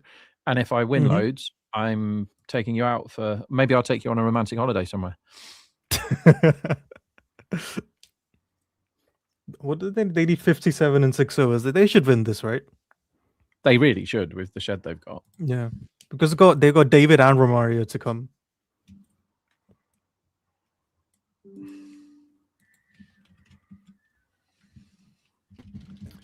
So, Rob, is it 67-1 or 66-1? 66-1. I'm pretty confident it was 75-1 last year when I told you. But we can find that, right? There'll be a video. And what we should do, Jared, is because there are lots of charlatans and idiots and wrong-uns on the internet bleating about bets that they've won, right? What they should do, the social media people should reel them the 2 things where we've said you need to back Krunal, and also the bit where I said I've never told anyone to back Krunal other than that day and this day. And then just go look at this. This is what we've got here. No, Bumrah's in. 9.5 and over required. Bumrah has 2 up his sleeve, right? And he's only they can just block this out. Feels like Jitesh might perish quite shortly.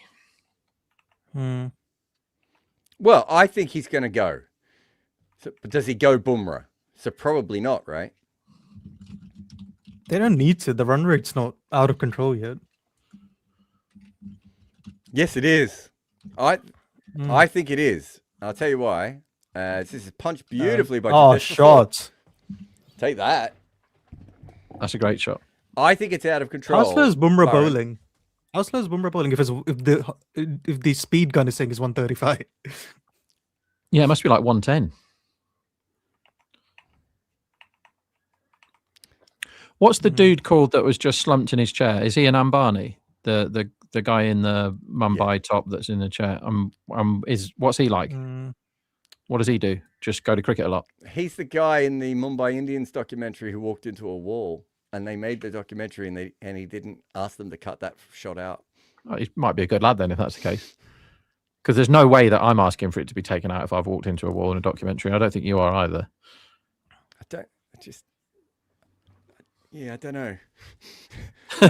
I think I'd find other things. There's a scene of him doing something in the change room with like I think it's Kyle Pollard and Mitch McClenaghan like rolling their eyes at him, and that's in the documentary too.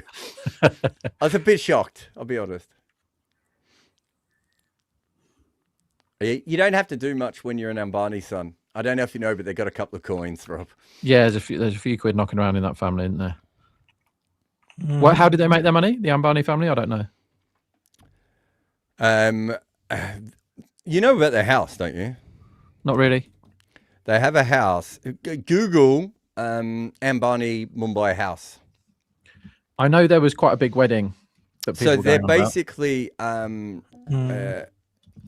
they're basically just a conglomerate, and I think they've got lots of different things, don't they? So I think they were already really rich before Geo, weren't they, Varun? Before They're the definitely mobile thing. very But the rich, mobile thing took them to another level, Rob. I think it took them to like, one of the richest in the world. But I think originally it was petrol, oil. I don't think they were concrete, if I remember correctly, but I think it was petrol and oil. I'm just watching a reel of it being built, and it's like grown-up Jenga. Is how this it's thing known is as the built. Lego house, isn't it? Right, that makes sense. 4,000 crores, so like 2 Suyvanchis is how much that house cost. That looks like it's not going to stay up. It does stay up. Well, so far.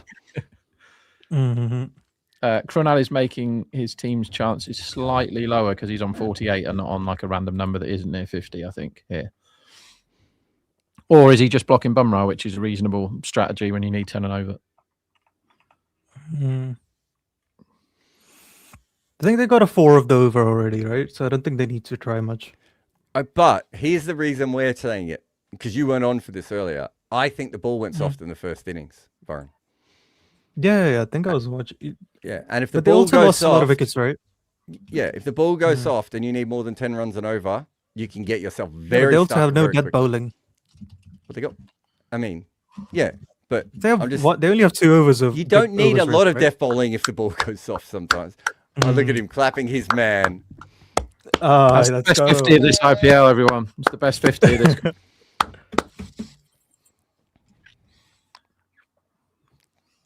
So he's on 48 and they need 52 runs, Rob. So another 10 would be nice, wouldn't it? I would say I've had So worse he's on 50, defeats. I should say. I would say I've had worse defeats than this, but I'm not sure I have now. We're in territory where it would be a real heart. Like, I am definitely smashing a screen if this doesn't win. Oof. Nicely done. 8 of the over. Is this win good enough to overcome all your losses in this tournament? So I am, believe it or not, Potential win. I'm slightly in front on the tournament, but I was miles are up. you? Yeah, I was miles up Okay. after 25 games and then almost back to level before today, and this will send me clear. But it's it's nice to have one after a succession of utter nonsense. So Wow. I just sent that to one of the best gamblers in the world, Varun, that stat, right? And he said you need to keep checking with him that he means wicket and not another dot. It can't possibly be that, and that's what my brain is telling me as well. I don't. There's something about it that doesn't make sense. It just feels. Yeah, I think I'll probably try redoing it. Because if you were 14% to be out every ball, then every team would always be all out, right? Yeah, Ronald is. that's fair. Has hit the ball for 6. Oh my god. Ooh. What an absolute lad! Yeah, I can Okay, so probably there is check it now later to only ensure, 49 run, only 48 runs can be scored, and Krunal is 51. So almost all the runs from this point would have to be scored by Jitesh Sharma for Rob to lose his bet. Is that right, Rob? Have I got the maths right? Yeah, basically, yeah. Let's all cheer Jitesh Sharma home. So there was one where, do you remember Venki top bat? He was like 48 ahead with 46 required to win, and Pat Cummins won top bat that day. Do you remember that one? Is that the yeah. one where Cummins smashed Bumrah everywhere? Yeah, 50 or 50 14. or 14. Yeah, so that's the worst beat of all time if you were on Venki top bat that day. I'm going to find that one. But you Nice. wouldn't have been on. You would have been on him top bat at like 15s or something, not. Oh no, it's like 60s or whatever. Yeah, Yeah. whatever he was before the day. Yeah. Cummins 50 off. Were you on him top bat? Yes, but it was tiny and it wasn't some. It was really funny that he lost 56 off 15. He got right. So they were chasing this. They were chasing 161. Oh, Krunal. Oh, just Well. short of the fielder. Oh. So they needed. Wait a minute. They needed 57 runs, right? And Venkatesh was on 49, and Cummins was on 1. So they need 57 to win, and Venkatesh is 48 ahead, and he's got 48, and Cummins has got 1, right? And then Cummins goes 6-4. Venki takes his 50 and gets the single, and then Cummins goes 6-4-1 off Bumrah, then 6-4, 6-6, 3 no balls. Oh, this is up in the air from Jitesh. Should be a 6. That It is is. 6. Good It was shot. a bit of an edge, but he's gotten away with it. And yeah, they won with 4 overs to spare, and he got the top bat from absolutely nowhere. That's the biggest price one I've ever seen win, I think. And he won by 6. Bosch has bowled well here, but earlier in the day, but they've got him now. I think the ball might be a bit soft for him to get the weird bounce. Although that one did bounce a lot, so.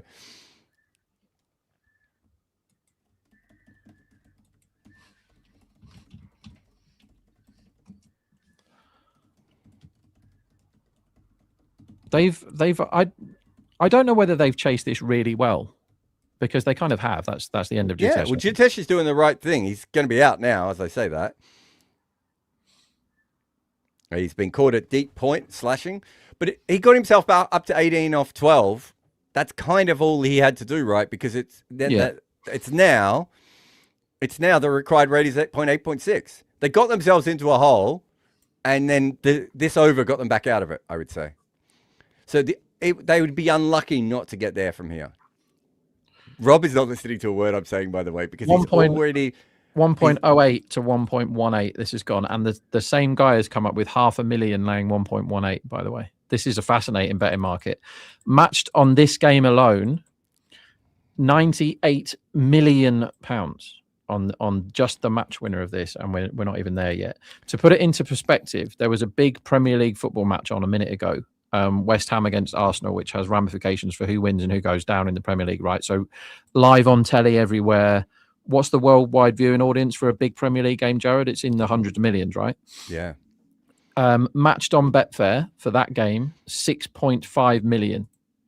And we had about that in the first over of this game. Yeah. And this is not that big a betting game. No. We've seen way bigger this year. And Yeah, for those who don't know, it's about to go over 100 million as me and Rob are talking right now. And if it's 100 million, there's usually about 10 times that much on the dark betting markets in India where people don't use it. So you're looking at, we've probably just gone over the $1 billion traded on the match result alone. Yeah, literally just on who wins the game, nothing else. It's mad, isn't it? It's eye-watering. So since I mentioned that there was 98 million match, there's now 99.1, and we haven't had a ball bowled in that time. It's nuts. Tim David strolls out to ice the cake. But somebody, that big man or his syndicate are convinced that... Is that the same whale from a couple of years ago? I'm pretty confident it is, yeah. Yeah, because he always seems to come out when Mumbai are playing. Is that out? Oh, hello. That's a big wicket. He's given it. He gave that half an hour after he was asked the question. Was it out? You heard us say hello, and then you can count how many seconds it was until that happened. And David knows he's walked off, so that is a wicket. So I think he tried to pull that. It looked like it got stuck in the surface to me. He tried to pull it, and glove, I'm assuming, Rob? Yeah, must have been. That guy, what a brilliant finish from Corbin Bosch there, who ends up with a fourfer, just like Boovie did. Told you, most wickets. Into the pitch. Oh, no, it's off the toe of the bat. You're kidding me. See that again. How has he got the toe straight behind him? That's very difficult to do. That's almost impossible. Oh, my God. He's trying to play a pull shot, right? Yeah, he was through that shot so early. And game on. What are the odds now, Rob? So it's gone from, and so that fella that was laying, what did I say it was? 1.18. Yeah. It could now be backing it back at 1.56 if he wants. That's a big move. That's a very big move. So in percentage terms, that's basically gone from 85. What is it now? 1.57. It's gone from 85 to 63. That's a 20-ish% swing on one ball of this chase. And they still have Romario and a set Cronel there. Wowzers. As it soars over the £100 million mark, this market. What a game. This is where you look at what odds the tie is. 15.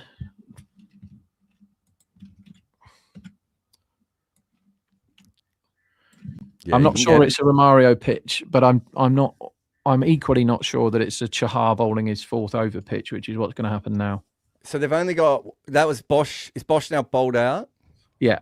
Yeah. So they've only got one more banker over, right?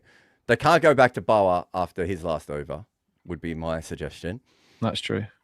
So they've got one of Chahar, one of Bumrah. So who bowls then? Gazanfa? Yeah, maybe. And maybe it has to be Boa again then. It's Chahar now. It's short. It's wide. It's wide.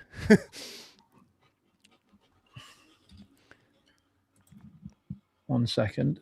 Karunal Pandya. So they need 35 of 24, which is very doable.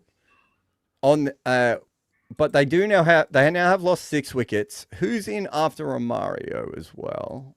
Maybe Boov. So Boovie. So next wicket is huge. But the other big issue that they have at the moment is it didn't look easy to hit boundaries at the end. And this one hits Karunal in the chest. That is going to really, really hurt if that's hit him in the chest because he was down and had treatment for being. I think he got cramp. Oh, and he's got cramp. Hit him in the chest and he cramped. At the same time. Oh my God. I don't think I've ever seen that before. You know I get cramp a lot, right? Me too. And when I had my kids, the thing that would set it off you the didn't most. Have the kids though, right? I mean, not personally. Yeah. I was only there for 2 of them. Oh, got him in the ribs and then he cramped. Why weren't you there for the other one? COVID. Oh, So really? They wouldn't let you. So Miriam told them she was in labor and they didn't believe her. So that's Clem. And 5 minutes later, Clem came out. Because we had told them how quick. The first child, the midwives kept telling me that Miriam wasn't in labor, and I went, I think she would know. Like, I feel like she knows this, and they're like, no. First time mums don't know. And eventually, I just said, look, can you just come check? Because she's pretty sure. And when they checked, the head was there, right? Wow, that's a sure sign that there's a baby coming soon, isn't it? When the head and then out. with Eek, we had the same conversation, and they said she's not in labor, and I said the last time I was told this, the head was there, and the woman went, okay, I'll trust you guys. They took us to the room, and straight away Eek came out.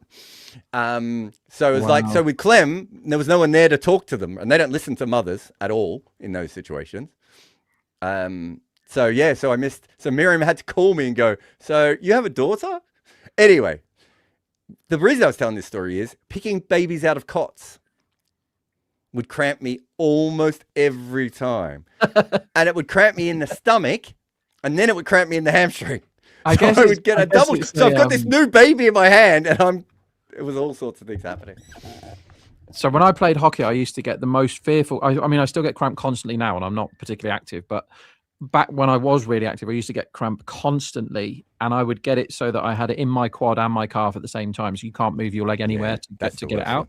And my sister used to think that was her time to shine, and she would just come and wait for my cramp to dissipate a little bit, and then she would just poke me in the leg until it came back. She had great fun. Causing me intense pain. There's no pain quite like cramp, is there? Once it's got hold of you, you can't really do much else. You've got to wait until it disappears.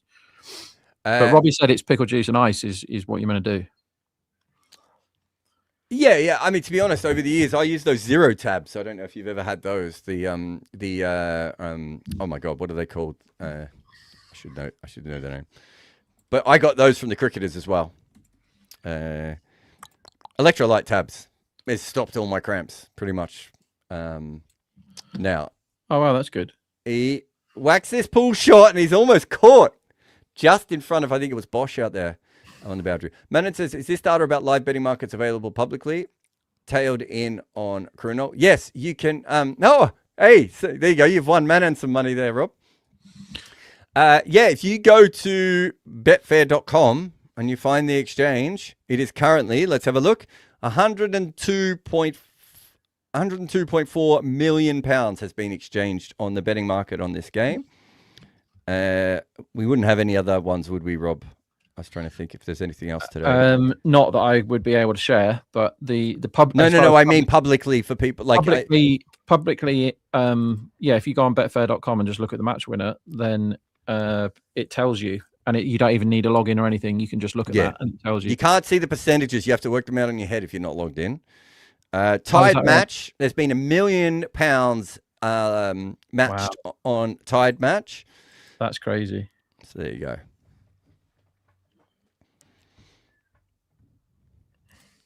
And at the moment, RCB are a 60% chance of winning according to the £100 million that has been matched. And there's 200k laying 1.67. Can you see that? So you can have a look underneath the numbers. There's an amount of money, and that is how much money is available to back. If you wanted to have loads, like let's say you wanted to have 10,000 on, or 25,000 at 1.69 now as it moves constantly in front of me, then there might only be 20,000 there. So you would get your first 20,000 matched at 1.69, and then the next 5 would be matched at the next price down probably. That's kind of how it works. But these are people or syndicates or bookies seeding this market and putting the money in. These aren't made up bookie prices. These are real live prices based on sophisticated models and stuff. As Romario hits one in the air towards the deep, but not hard enough. So it's 1. But this is a really good over from Chahar. This is the sort of death over from Chahar I didn't think was possible. 5 or 5. He's got to get a single or a dot here, right? Because otherwise, it's just a little bit too easy. But I said before when me and Shavam were on, I said 30 runs is what I would target off the last 3 overs. I want to say, did they score 25? Was it 15? Oh right, yeah, because they really did run out of steam, didn't they? In the first here it is. Deepak's here. This is a hook or pull, I should say, in the air for 1. Great over by Chahar, but the problem is they're running out of human bowlers. So the other thing, right? Hi Deepak, by the way. Hi Rob. So any pointers on the pitch? There's enough in it. It's a really good good game type pitch, if you know what I mean. Like there's stuff in it for both. You want to be set. You want to be a setback though, don't you? Not a new one. The ball, when the ball was hard, it was inconsistent bounce, Deepak. But as it's got, as the ball's got softer, it just isn't coming on.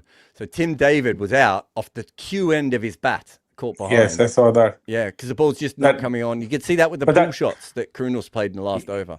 Yes. The thing people forget. That was the cross seam, right? Yeah, but cross seam or not, it's just the ball's just getting stuck in the surface. You could see it. We don't see it very often, but we have Set Krunal here, and Set Krunal can swing with the best of them. Like he can gun it. He did when he got his 70 odd last year, but he's also been absolutely belted in the kind of solar plexus region twice. Yeah, and he's getting more treatment now. They've got the spray out. He's eating some sort of cereal bar, which I assume isn't a cereal bar. I assume it does a bit more for him than fill him up. So like by the look of it, I don't think so dew has played much of a role today, right? No, so the way it was expecting. They showed the camera, you know, the one with the wheels that they focus on to see whether there's any dew or not, and it didn't look like there was to me. Yes, because this was the main thing. Generally, this ground actually gets a lot of dew, and that's the reason also RCB chose to chase. But I think the first look that we had about this pitch, that's similar to that GT CSK game. I think it has almost played out like that, right? The CSK GT game in which you say things like that, like we're going to remember the 10,000 games. You're the only human in the world that remembers things like that. So that takes me 5 minutes to remember my kids' names. Shape-up match where like Sarfaraz was brought in as an impact sub and then he got out on first ball. Oh, okay. Yeah, so they were like 25 for 4. So they were like 50 something for 4 or something. Rutu played first knock. Do you know about Rob's bet here, Deepak? No. Gazamfar, we said he might have to bowl. It's a beautiful delivery. Just dug out, dot ball. A mile. And it stayed a bit low. So Deepak, Rob has a bet on Krunel being the top run scorer for RCB. He's won that. Yeah, Sorry. but the bet was 66-1. 1.5% chance. Thank you. Thank you, Bookie. So what he said, Deepak, is he's willing to fund Combox. This is up in here. This could be caught out of deep mid wicket. It'll take two of them. Oh my god! Oh my god! Oh He made no! a mockery of it. It boy. was caught, and he threw it back, and Tilak was just not aware that the ball was coming back. Didn't Tilak throw the ball back in to stop them running loads either? He's released that before his foot's down. There's nothing wrong with the release at all. So that is Tilak just not catching the dangerous set man with the game completely on the line here. And that was a dolly. That's Yeah. This is all cricket is. This is all cricket is. Whoever catches wins. Rob, how much did you manage to make out of that bet? So I'm not saying that on the broadcast, but no. In the chat. Yeah. Okay. Come here. You have to say it into the microphone. Say it. Can we start dinner without you? Yes. So what did she say? Can we start dinner without you? Okay. Get out of my. What have you done? Get out of my office. Ah, amazing. So you've kind of made up for your losses this week, huh? Yeah. This week was testing my patience and my resolve. But, oh wow. Yeah. I think it was more last time, but it's not far off. So last year, Deepak said the one time that he won, I told everyone to back him at 75-1, and he won. And I said, this is the day at halftime where he does it again as he hits a massive. Oh, that's a massive. And so they should have had him out the previous ball, and now he's not out, and he's hit a 6. He's cramping, but it doesn't matter because that might be enough now. This is all cricket is, everyone. Sorry, teach your players how to catch. Bless you. Sorry. So they did not even run in the last ball? It's a good question. Because the camera never showed us any running, did it? What, on the 6? Yeah, no, on the one before that they dropped. Oh, okay, wait, I'll find that for you. No run according to the scorecard. So that was appalling cricket. So basically, in totality, it was appalling cricket, to be honest. Like both the teams, I would say, could have easily run a double there, right? Yeah.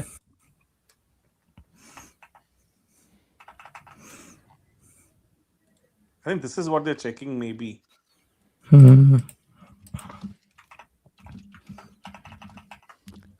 So is it? Are they not? Did they not run because Krunel's cramp?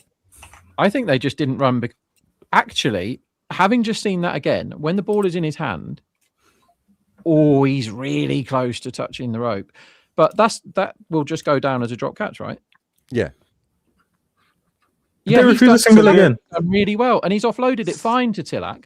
Tilak is looking at him. I'm watching it now on the other screen. Tilak is looking at him and shouting, as in. I think Krunal is kind of done. He's not able to run. Yeah, I think that's why there was no run, so we can forgive that. What we can't forgive is the fact that Tilak thought that the foot was on the ground from Namandir, so he didn't need to catch it. Why not just catch it anyway? Jesus. Well, yeah, riddle me that. As Krunal goes, this is another 6. Oh so my god, another 6, boy. Oof. Some innings. So I can say this: some knock. That guy, who put all like... those bets on Rob. So we think he's put on millions of dollars on Mumbai. Was right, and he has been fucked over by Tilak Varma not catching an underarm from a meter away from his teammate. See, this is the sort of thing that happens so often, and it's been happening to me for like 2 weeks.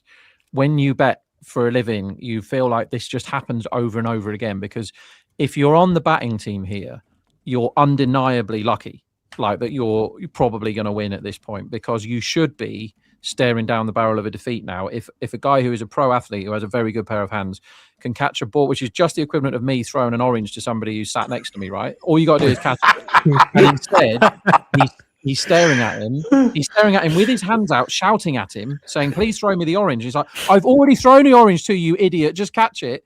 And instead it went on the floor. And now they're like 75% to win instead of 10% to win. It's like, what's the whole discussion about? Like, why are Virat is so animated in the dugout? Like, what the hell they are discussing? Are they still kind of debating that decision, that drop catch? Or what? Okay, Gazamfar in again. This one This could should be be out. caught. Oh my god! Very And good it's Tilak, and he's done it. Oh. He's too late, but he's done it. That was actually a really good catch because he was flying to his left. He took it inside the Yes. rope, threw it up, and came back. That was a brilliant catch. Rob, does that make up for the thing he did a minute ago? Well, they I would don't have been. think so. They would have been like 80% to win had he taken that. I think maybe a bit higher, and now they are 40% to win. This is after a he's fun caught game. That one. He's caught that. This is a great game. This. Are we going to be watching another Super Over in a minute? So I mean, we do have Boovie coming in, right? Like they're, and Romario. This is not exactly the pitch you want this is a Romario to great be batting catch, on. By the way, this is a great catch after him Such a doing great what he catch. just did. That's a beautiful catch. To even kind of throw Stick the your ball orange up your backwards. ass, Rob. How I get my So, kicks like- is of my own business, Jared. Yeah, to be honest, like with the body momentum, kind of taking him away from the ball, Yeah. even to kind of just throw it backwards, I think it requires a lot of skill, I would say. So what did they need? They needed 30 off 18, and when that catch happened, they needed 30 off 16, and then 18 off 14. Am And I what right? they've 18 No, of- no, I've got that 18 wrong. of 12. 18 18 off. of 12 now. Yeah, but it was What they've 18 off done here is- 14 of 13. It was 18 or 13, yeah. Yeah. So Crunell's cramps cost them 2 runs there for not running off the one that Tilak threw on the ground, or didn't go and get the one that was thrown on the ground. Now we have Rasic, who in my notes can bat a bit, right? Does anyone know more than Yeah. He is a decent bat. He's a decent bat. I forgot about Pretty him. underrated bat. So he's got a like, first class 45 is what I've got here. But his strike rate is not great. Like his T20 strike rate is 99. So he's basically there to get Romario on strike. This is not far off a one-man chase. Now he's got to whack Bumrah. Or is he just going to get 6 off Bumrah and get 12 off the last over? Who Yeah. knows? Well, Taking the one off the So first Yorker? ball is slightly cowardly. So Romario. I think with that catch taken, 16 ball 30 days, surely like Mumbai was winning this match, right? And Yeah. with Bumrah bowling one over. With Rasic and Romario, who's like was 2 off 2, right? Like they would have been massive favorites. Exactly. And that was a big miss. It was actually a small miss. Yeah, like, but to be honest, like that's what common sense says, right? If you think that your partner has tripped over, you would definitely first catch it and then would think that the consequences of that, right? So you should not assume things of your own. One big lesson learned in a very hard manner, I would say. Oh, he's got off strike here, Rasic. That's good. Yeah, it's good batting. This is where I think Bumrah in form would have gone for a searing Yorker. I wonder what is the best plan versus him. I was actually wondering though if you bowl back of a length outside off stump deep up because that's your best chance of a dot ball. Is just beating the bat. So maybe let's give him credit. Rob's going to spend his money. Yeah. But if it's an outside edge 4, the game's done, isn't it? Yeah, but did you see where third was? Third was very, very close in. Oh, what a bouncer to Romario who ducks it. Former teammates, aren't they? Yes. Yeah, they are. Yes, they are. But Romario, I think, is low on confidence or what? Like somehow, even the last match, he was just not looking himself. I mean, to be fair, he could still hit a couple of sixes here and win this easily. But this is not the kind of pitch I want Romario Shepherd batting on, right? Yeah, exactly. Agree with you. You want Agree with Romario you. when people are bowling Yorkers. That's what he's at his best. Sure.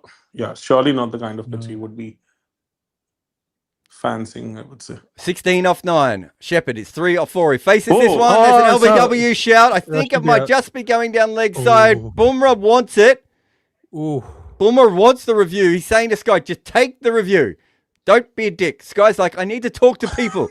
I don't want to talk to anyone. Just take the review. Rickleton's like, I don't think this is out. They've taken the Yeah, review. Rickleton is like, it's going down the leg side for sure. It just didn't feel right to me. Varun liked it live, but I don't think the rest of us did. Like Bumrah, even with that 4 in that over, third over of his, the first ball was a loosener. He got smacked for a 4 and then he still managed to pull back in that over, right? So Yeah. he just gave away 8 runs in that over. All right, we're having a look again here. this We got it? that. The angle is That's quite it. wide that we are on. It's Mhm. seam up delivery. It is Easily missing leg. absolutely you're right, missing. nowhere near Yeah. the stumps. Easily missing leg. I think I missed it hitting the outside pad and not the inside one. Yeah, and you and Bumrah both. That's what Yeah. you were done by. You were done by the double tap. Talking about double tap, here's Rob. I thought Rob had gone off to a beach resort. No, Mumbai are favourites now. Yep. This is what Bumrah can do. That's a slot ball, though, isn't it? Not from No, him, with though, the- is it? Yeah, but for the angle also, Yeah. the angle is pretty weird. So you will actually have to come under the length of the ball very well, and I don't think so. It's a true surface, so even that would mess up his head, right? Because the ball won't be coming onto the bat. It doesn't matter if it's a slot ball. He missed it by 4 inches. Yeah, exactly. Yeah, exactly. All right, 16 off 8. Romario is 3 off 5. He's missed the last one by a considerable amount. So like there are 2 matches back to back, which Romario fails to finish. Huh? Here Yeah. comes See? Bumrah. It's a Yorker. Oh! It's hit his toe. It could be a court. It could be run out. There's people going in Oh every my single God, the direction. stream. And the, So what the and the hell was stream that? that we're on has just gone to the crowd Not- for no it's not reason. hit the Stupid stump. fucking It's stream. not hit the stumps. It's a dot. Oh my A dot is the final outcome here, but they've now got it to 16 off 8. And as Deepak just said, Romario didn't finish a game last game, and he got, what did he get? Like 23 off 15 or something at the end, Yeah, something on where that they side. just failed to get over the line. They're reviewing And- this, guys. There's a background check. They can't. Are they checking that there was an edge onto the foot that went up in the air? Oh, I see. Which there wasn't. No, I don't There think. was not. No, it's hit the floor yet. Mm. Get on with it. So 16 off 7 now. Romario's now just got to take strike and see who he faces in the last over. So Bumrah, like guys, like fun shout out for the audience. We're kind of doing this analysis at the start of the innings, and Jared was sharing that even this season, Bumrah is net positive on impact. Yes, he was. So Yeah. just see, like, considering the fact that even though he's gone for plenty according to his own lofty standards, but still he's net positive for Mumbai. That's the kind of impact this guy Here he has. comes, Mr. Net Positive. Romario licking his lips.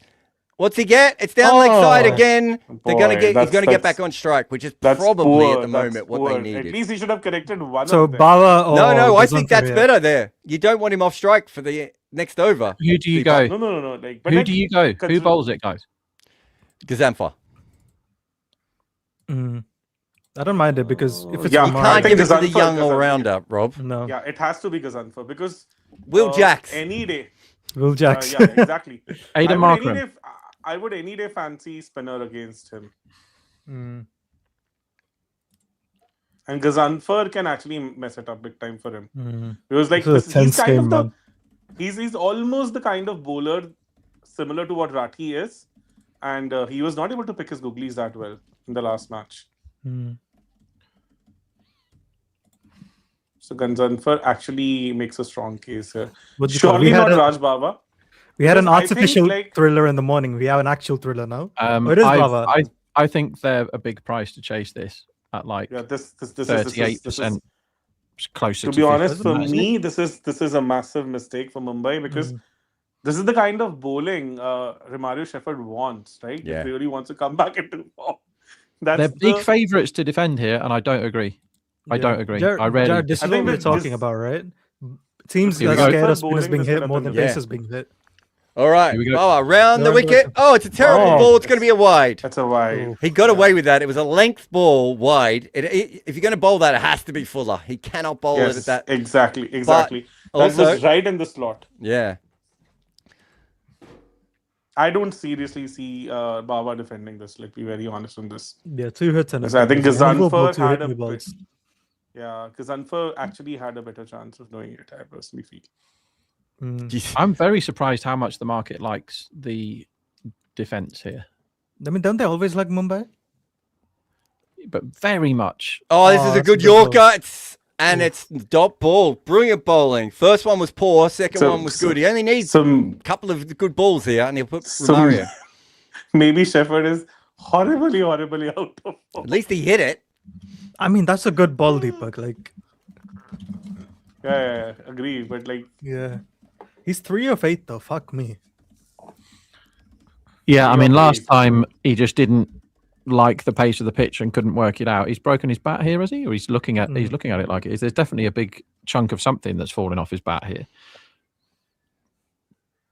Whether What are it's they tape checking? or the actual bat, I think there might be. It's a real- no ball. Oh!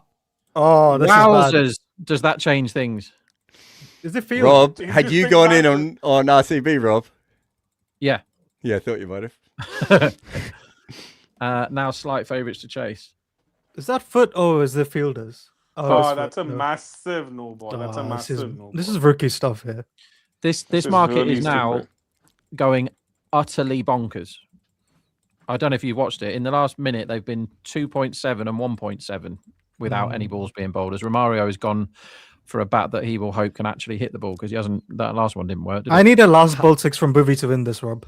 120 million now traded pounds on this game. So Bloody hell! Rob, what I are the know- odds Boovie hits a last ball 6 to tie this for a super over? So to do a chamois, you mean? Yeah. Yeah, like 1 in 30 from here, maybe. 13 Oh, off that's not- 6. We have that's 3 not men bad as out a on the thought. offside. Long on, deep mid wicket. It's the free hit ball. Oh, He Romario. just swing it to mid wicket. He's got to run 2. They've got to run 2. They don't. They Oh, do not In fact, really low bounce, run Jared. 2. The ball barely bounced there. Seriously, this is horrible. Dean Dad from says Romario to RCB trying to lose this harder than CSK in the noon. So it's 12 off 5 with the wrong guy on strike. And like I said, Rasic can bat, but he can't whack from what I've seen. Mhm. No evidence that he's done an innings where he smashes it. How many sixes has he hit in his life? 2 in his Professional life. 2 in T20s, but he's only batted 19 times. Over the Run over wicket the to wicket. him. It's It's a outside. wide, Offside. it's a They wide. have to run this. They Oh, got back on, and that's it's a high. wide. That That's is huge. horrible cricket. Absolutely huge. Uh, If Rickleton hits, so remember when Butler did the Skittles earlier in the season? If Rickleton hits with the Skittles, I think Romario's Just out. out. Yeah. So they now which need 10 off 5. I don't know what the odds are doing on every ball at the moment. They must be going nuts. They So are. basically here, I think he just got spooked. that's a I wide. tell you what, That's if a you wide. review that, you might get that back as a non-wide because he moved outside off stump. yeah. And But Romario Mumbai- would Mumbai- have Oh, been it out. would have been Also just the now. reviews, no? Oh my But god. Mumbai doesn't have the reviews. Why isn't Okay. his glove off? Fair, Going no back to the reviews. Dhoni thing. Nothing you could do. By the way, going back to the Dhoni thing, why is his glove not off? Why isn't Romario running better than that as well? To be fair, he almost hit the stumps. I mean, the throw was fine from Rickleton. He just missed. The 4 off 9 man is 60% to get 10 off 5. The 4 off 9 man, who didn't do it in the last game. I thought you were on But this- RCB. I am. Are you How talking many of down them direct are- bets now? I think It's five 4 of this runs and over. 9. Chase them. Come on, Romario. Massive, great big 6, please. So he's given away 5 runs on this one ball now. Yeah. Can And- both teams lose from here? That's the question we have. He's coming round the wicket again. It's wide. He's Oh. gotten away with that, and that is going to be a dot ball. That's good bowling. So this is where RCB should review it. They have the reviews with them. I think Romario, it's you have inside. to review that. They have We reviews, should right? review it. Hold up. Like, Yeah, is they there no have the third reviews. man there? Did they have no third man? He should review They've got it. third man's out on the rope, I think, isn't he? Oh, I thought it was. They've got most of their fielders on the offside. He's bowling to a good strategy here. It's 50-50 again this game. They did not review They it. didn't ask for the review. That is utter madness. Oh no, I'm wrong. That's they do have a short stupidity. third. You're right. I just saw Yeah. the field. if Why I'm is he being bowling correct. wide Yorkers with the short third? Well, I he don't does that- think it was a wide, with all right? fairness, I think. Yeah. No, I don't think it was a that's not wide, but you Yeah, I don't definitely think review it's a it wide. if you have reviews. 10 off 4. He's going to keep coming around the just wicket. needs He's to going to get keep back bowling in the wide. slot. This is in the slot. It's sliced. It's Oh, it's out. out. Oh my Romario is god. gone. Caught it backward point. Boo. What the hell? Let's check the no ball. 11 Let's check the ball no balls. He's already four. bowled one once. Oh my god. 11 ball 4. 11 ball 4. Oh. Dude, I said this. You weren't on, Deepak. I said it earlier. The ball got soft and it was really hard to score. And I thought this is why if they didn't get ahead of the rate, the same thing could happen to them. Jesus. This is horrible. This is like. I Oh, think it'll be Jared, very they difficult had for. Tilak there. What was that, mate? No, they had Tilak there. Usually, isn't that where all the rubbish fielders go? Well, after earlier, maybe, no, they might have had him there because you have to stop the boundary now. There. Yeah, so that's a good thing, They've had right? to Teams are learning. recalibrate, haven't they? They've had to recalibrate where to put fielders now because Yeah. you now have to put good fielders in positions where you never would have put them 10 years ago. So who You know gets to what? have a whack here? Boov. Boovie, maybe my dream can come true. It could. 10 of 3. Like all he has to do is just not bolt filled. Probably need some more extras for this to get really Why is close he still now. bowling over? 10 the off wicket? 3. It's short. It's Oh a bouncer. my It's a God. wide. That's a wide. He's bowled 3 of those today, by the way. When That's he the bowls champ. a wide, when he bowls a bouncer, this kid, it's a fucking bouncer. I mean, Marco Janssen is looking up at these balls.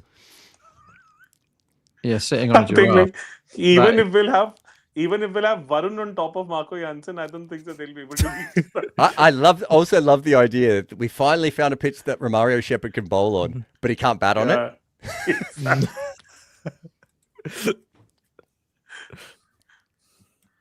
So are you saying, Jared, depending on whether he bowls badly or bats well, you decide Yeah. whether or not he bowls? It's So the how many opposite of chances when did they say RCB drop when he today? bats well, he bowls well. It's like complete opposite for Romario. 9 off 3. how Boovie many facing catches up. did they- This is wide. This is smash. Boovie! What a This shot could be that a is. 6. It is a 6. Yes, let's go. What a shot. Shot. What a shot! Full and wide. He just sort of slashed at it and threw his bat at it. Oh And he my God. somehow got enough power, and it could have been caught on the boundary, if we're being honest. We're going to have to see a little bit more. This, Oh my to be God. honest, I cannot recall a single instance where I've seen Boovie kind of score a 6 at such a in such a Ice in his situation. veins. Never. Get him into the Indian team. 2026 Make him the captain Boovie for a is like. best If he parent doesn't club. come Defend back it. in the Indian side, I'm rioting. Make him the 2026 test captain. I don't Boovie care. is the Give him best. everything he wants. This is some serious evolution of Boovie. Like this is something which I've never The seen. best Boovie. Kohli's Even going nuts. Virat cannot do that. Like Virat of all guys who would never give up till the last ball of the match had given up. So he was not even expecting that to happen. Come on, Oh Boov. my God. I need a super over, Rob. I really want a Yeah, super over. this is seriously becoming. I mean, Super Oh, Super man. Overs recently. Here we go. It's in the slot. Uh, It's hit down the ground. They could get 2 I here. need to get back for 2. Oh my God. Okay. Super Overs so likely now. Russick wanted Super the over. second run there, and Boovie's like, it's not for me. So the tie is now 2.5, so 40% chance of a tie. So Which, we said back I it at kind of agree 17s, with it. Rob. yeah, 40% chance that this is exactly 1, which I This agree with. this is one for the ages, guys. Like this is. Raj says, not to forget Shepherd even gave a misfield 4 inside the circle as well. Yes, he did in the power play. That He's had a was- day. Yeah, that was the first ball from Russick, and he gave away a 4. So Romario actually had to do a lot of stuff today to make this match count. Boy, This cannot be a wide Yorker, right? No slow ball bouncer or wide Yorker, please. If he goes for a bouncer, it's a wide. Everything I've seen from this kid is he cannot bowl a bouncer. Oh, bloody So hell. Russick this is has to go for a single now. So What's the field? Please bring the field in. still, Gazanfar made more sense in this over. I mean, with Romario on strike, it had to be Gazamfa, didn't it? Yes, I don't yes. know. Let's So see. what is- We've got a ball to go. Here he comes. I don't think so. Like Boovie would have Russick- hit him for a 6 for sure. no. Russick, just a reminder, Field changes again. can hold the bat a little bit, and he's looked fine in his one ball that he guided down to third man, if I remember I correctly. want to see close fielders. I want to see fielders near the stumps. I want to see good He running. comes in, it's a length ball, he hits it straight Oh, back to the my ball. God. Oh, misfields it! They're going to come back for a second! There's a chance of a Run. run out! They've gone Oh, to the my God. keeper's end! They're taking the bails off, and he's in, and Rickleton throws Oh, the my ball into God. the ground. He's He in. He's cannot in. believe it! He's in. They have got in! Had the ball in his Jesus hand. Christ. Oh, that is Stuart Broad versus the Netherlands, for those of you old enough to remember. That ball was hit straight back to Bower. All he had to do was hold it. Just hold it. And he's misfielded it. And then I think, I could be wrong, guys, I also think he went to the wrong end. I think that Yeah, the whoever the easiest fielder throw was was to the through it. bowler's end. Yes, Yeah, yes, fielder yes. had He to should have go gone to to the the bowler's bowler's end. Oh my Yes, God. surely the bowler's end. Was that Bosch? Yes, that was surely on the bowlers. Should have been on the bowlers. Oh my God. What a game. What a game. So I'll just head off to another live. See ya. Why are they checking this? This is massive. clearly They're just not out. making sure, but he's in. Yeah. Yeah, he's in. He's What a ridiculous surely game of in, cricket. Oh wait, there's a bat in the air. Nah, his gloves are on the ground by the time Rick, because the throw wasn't even straight from Posh. He went to I the wrong think end. Boovie could have been out by a mile. Yeah, Was the He was the throw halfway aimed down at that the end? pitch. Yeah. Are we sure? that I he's don't aiming know. for We'd that. have to see the angle. Right, I'm going to watch this again. What are they checking? What a great game of cricket! Absolutely wonderful game. Boovie wandering in and hitting 6, by the way. His bat is in the air. How are we even talking about this? He's safe. So he basically blocked that ball directly back to the bowler, who then spills it. Mm-hmm. It goes to the fielder, who is at what? Mid Mid on. on. Yeah. I think he threw at the right end, missed, and it ended up at. I Ricky think Evans. you're being a little bit friendly. No, I've just watched it again. I think he's aiming. Not Okay, then, out. bye-bye. Yeah. No, I think that he's was great. aiming to nail the stumps at the bowler's end. Oh my But they God. never really showed it from an angle where I could be sure of that. What? Roxy's just saying that bat in the air doesn't matter. Yeah, as long as the bat has been grounded over the line, but it's not going to matter anyway because I'm pretty sure there is parts of the bat grounded when the ball. Well, it's not the hand. It's not out. Anyway, it's not out. They have won this game from nowhere, and Rob, you had another little payday on the back end of that, didn't you? Yeah, nice. Yeah, good. Well overdue. Good day at the office. Are we doing a little podcast, you and I, Rob? A little quick Yeah. Let's get recap it of done. that? Let's get it Thank done. you very much to Shavan, Varun, Deepak, Rob, myself. We'll see you in a couple of minutes to somehow try and recount the madness of these last 2 games here on Combox.tv. Combox. The game lives on.